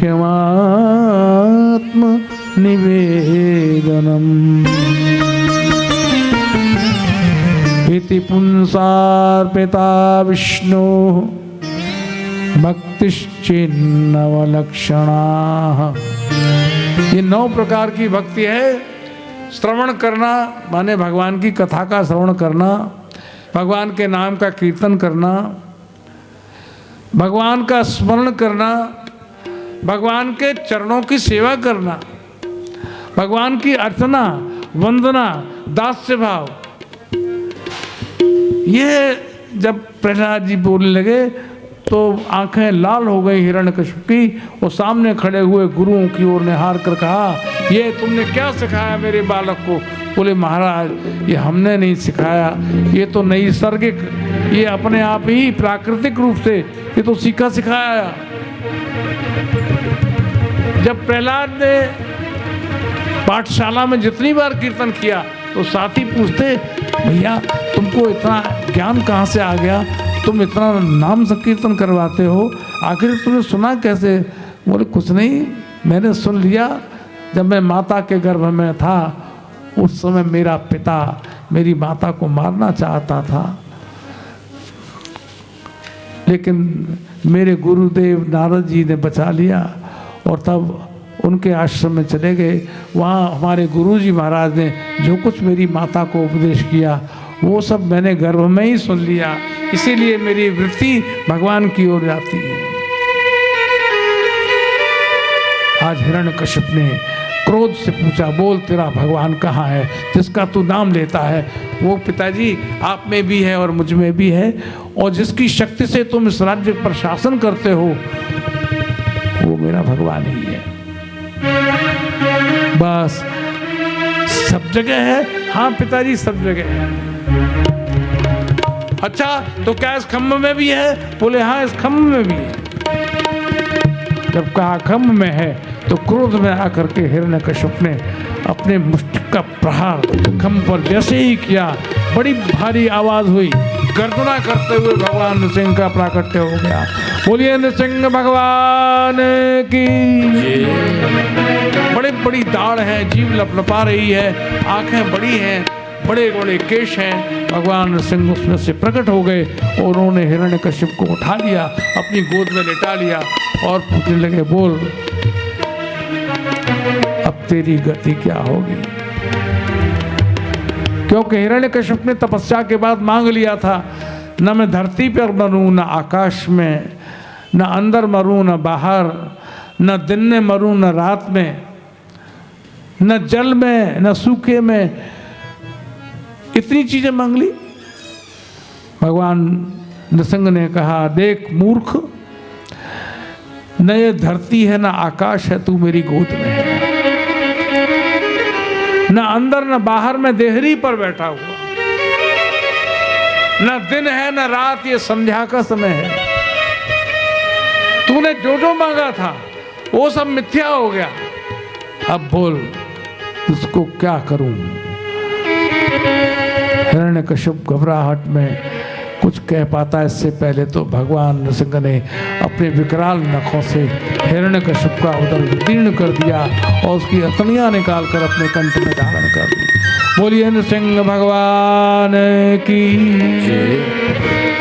जय जयकार होने लगा। आकाश से पुष्प वृष्टि होने लगी, देवता भी आनंद से भरे हुए गीत गाने लगे, स्तुतियां करने लगे, लेकिन भगवान का क्रोध शांत नहीं हो रहा था और भगवान गर्जना करते रहे बहुत देर तक। तब सारे देवताओं ने प्रहलाद से कहा, बेटा तुम्हारे कारण ही भगवान का प्राकट्य हुआ है, जब तक तुम भगवान का क्रोध शांत नहीं करोगे तब तक भगवान शांत। प्रहलाद ने बड़ी सुंदर स्तुति की। ब्रह्मादयः सुरगणाः मुनयोऽथ सिद्धाः सत्त्वैगतानमतयो वचसां प्रवाहैः। ब्रह्मा इत्यादि देवताओं की स्तुति से भी आप संतुष्ट नहीं हुए। नारादितुं पुरगुणैः अधुनापि पिप्रुः किं तोष्टुमर्हति समे हरिरुग्रजातेः। जब ब्रह्मा इत्यादि देवताओं की स्तुति से आप संतुष्ट नहीं हुए तो मैं कौन सी चेष्टा करूं जिससे आप संतुष्ट हो जाए। छोटे से बालक प्रहलाद की इस वंदना को सुन करके भगवान एक क्षण को मौन हो गए, प्रसन्न हो गए। सामने खड़े बालक प्रहलाद को उठाया और अपने एक गोद में, इधर तो पिता है इधर पुत्र है, क्या अद्भुत दृश्य है, इसकी आप कल्पना कर सकते हैं। किसको मिलती है? भगवान की गोद में पिता और पुत्र दोनों ही है। और तब भगवान ने कहा, बोलो बेटा प्रहलाद, तुम जो मांगना चाहते हो मुझसे मांग लो।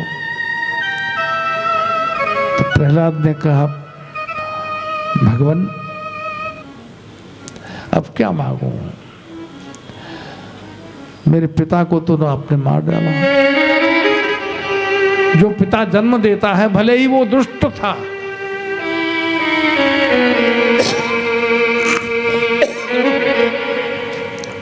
लेकिन आपने मार दिया। अब मैं क्या मांगूं? लेकिन फिर भी आप कहते हैं तो मैं ये मांगता हूं। मेरे पिता ने बहुत से पाप कर्म किए, मैं आपसे मांगता हूं कि मेरा पिता नरक में न जाए। अरे तुम्हारे पिता ने तुमको इतना कष्ट दिया, समुद्र में डुबाया, मतवाले हाथी के सामने फेंक दिया, सर्पों की कोठरी में रखा, विषपान कराया, यहाँ तक कि अपनी बहन होलिका की गोद में बिठा दिया ताकि तुम जलकर मर जाओ। इतना तुम्हें दुख दिया तुम्हारे अपने पिता ने, और अब तुम उस पिता के लिए मुक्ति की कामना कर रहे हो। प्रहलाद ने कहा, मैं उस पिता का पुत्र हूं ना। जीवन में अगर ऐसी घड़ी आती होगी और उसे चुनना होगा कि क्या सुख चाहिए, तो पुत्र को पिता के सुख से बड़ा सुख और कोई नहीं होता। मुझसे भी पता नहीं मेरे पिता के प्रति कितनी अवहेलना हुई होगी। मैं आपसे चाहता हूँ मेरे रहते हुए, पुत्र के रहते हुए पिता नरकगामी न हो, क्योंकि जो पुत्र होता है उसके लिए कहा गया है पुन्नाम नरकात् त्रायते। सपुत्र है जो पुन्नाम नाम के नरक से त्राण दे दे, मुक्ति दिला दे, उसका नाम पुत्र होता है। ऐसे नहीं होता बेटा कह लो, उसे छोरा छोरा कह दो, छोरी कह दो, बेटा कह दो, लेकिन पुत्र कहते हो तो पुत्र वो है कि नरक में जाते हुए पिता को भी खींचकर भगवान के धाम तक पहुंचा दे। प्रहलाद ने कहा, मैं आपसे मांगता हूं कि मेरे पिता को आप अपनी शरण में रखिए। और तब भगवान ने बालक प्रहलाद को अपने हृदय से लगा लिया और कहा, बेटा पुत्र हो तो तेरे जैसा हो। सारे दुख सहन करने के पश्चात भी तू अपने पिता के लिए मंगल कामना कर रहा है। इस तरह भगवान ने हिरण्यकश्यप को प्राण दिया, मुक्त किया और बालक प्रहलाद को हृदय से लगा लिया। आज के इस प्रसंग में कथा का विराम इसी जगह होता है। 7वां स्कंद पूर्ण हो रहा है, कल से 8वां स्कंद प्रारंभ होगा और आप सुनेंगे। यहाँ 3 देवता कथा कह रहे हैं, तो तीनों की कथा आप सुनते रहते हैं। मैं तो समरी कर देता हूँ, जो कथा की समरी है वो मैं बता देता हूँ, उसका आनंद आप ले रहे हैं।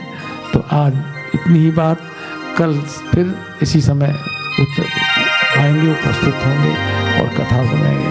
आइए कथा का विराम करें और 2 घड़ी भगवान के नाम का कीर्तन करें। गोविंद गोपाल गाओ, प्रभु आकर के दर्श दिखाओ।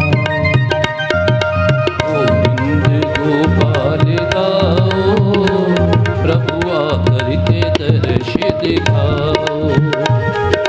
गोविंद गोपाल आओ, आकर के दर्श दिखाओ।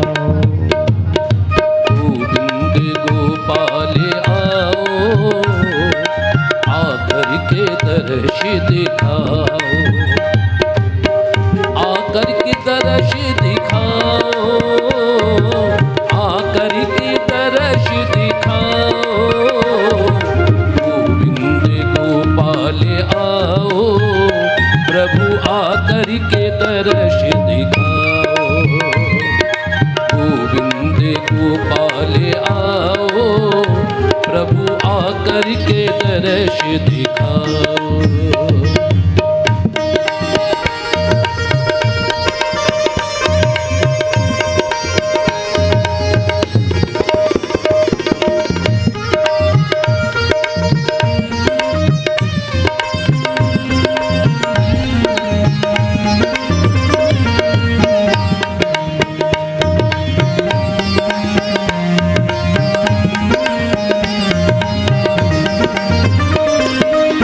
गोविंद गोपाल आओ, प्रभु आकर के दर्श दिखाओ।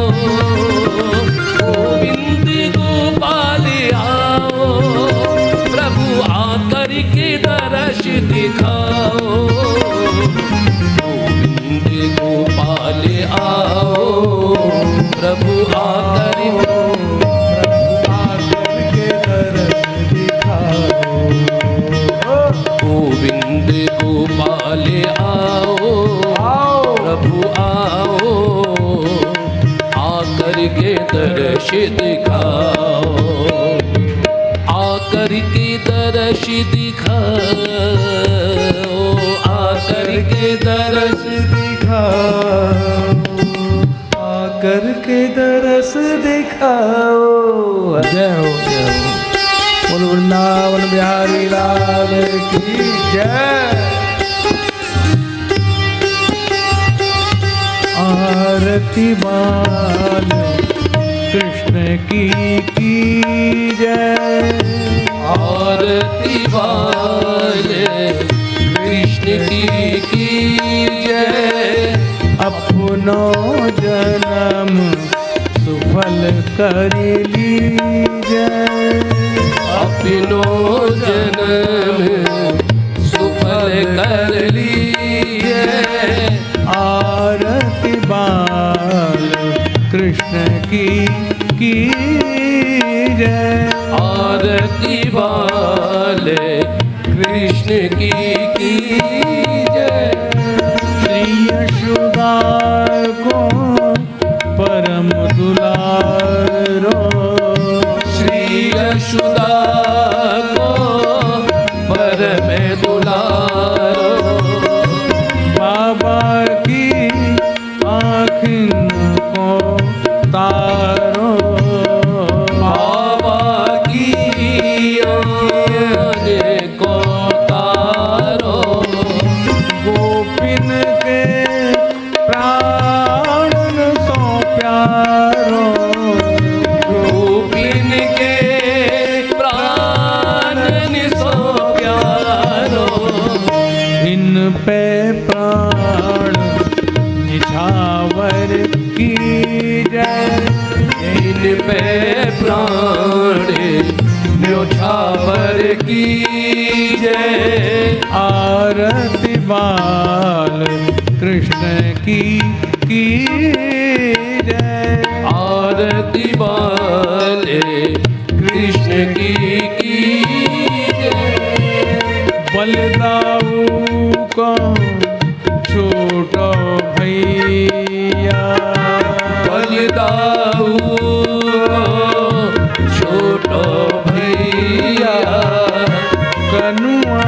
कहीं कहीं बोलती मैया, बनवा कहीं कहीं बोलत मैया, परम मुदित मन लेत बलैया, परम मुदित मन लेती बलैया,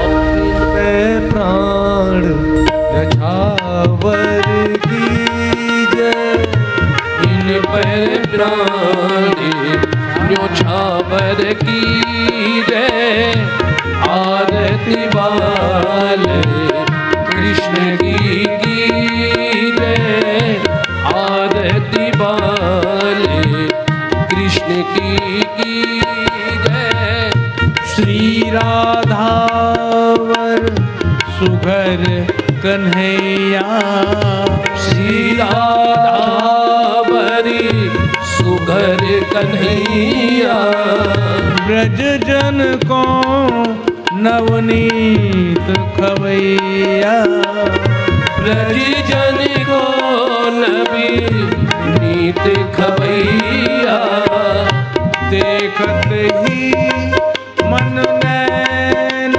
चुरैया, देखत ही मन नैन चुरैया, अपनों सर्वस इनको दीजै, अपनो सरी बसे इनको दीजे, आरती बाल कृष्ण की जय, आरती वाले कृष्ण की जय, तो तरी बोलन मधुर सुहावे, तो तरी बोलन मधुर सुहावे, सखन मध्य खेलत सुख पावे, सखन मध्य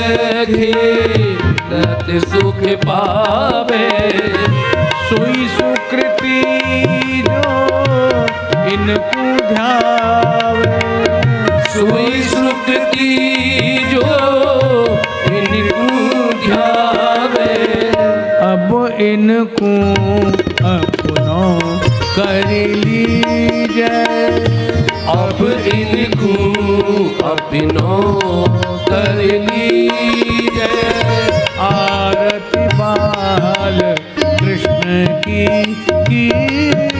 जय, आरती वाले कृष्ण की जय, अपनों जन्म सुफल कर लीजै, अपनो जन्म सुफल कर लीजे, श्री बाल कृष्ण लाल की जय, जय जय श्री राधे, जय जय श्री राधे।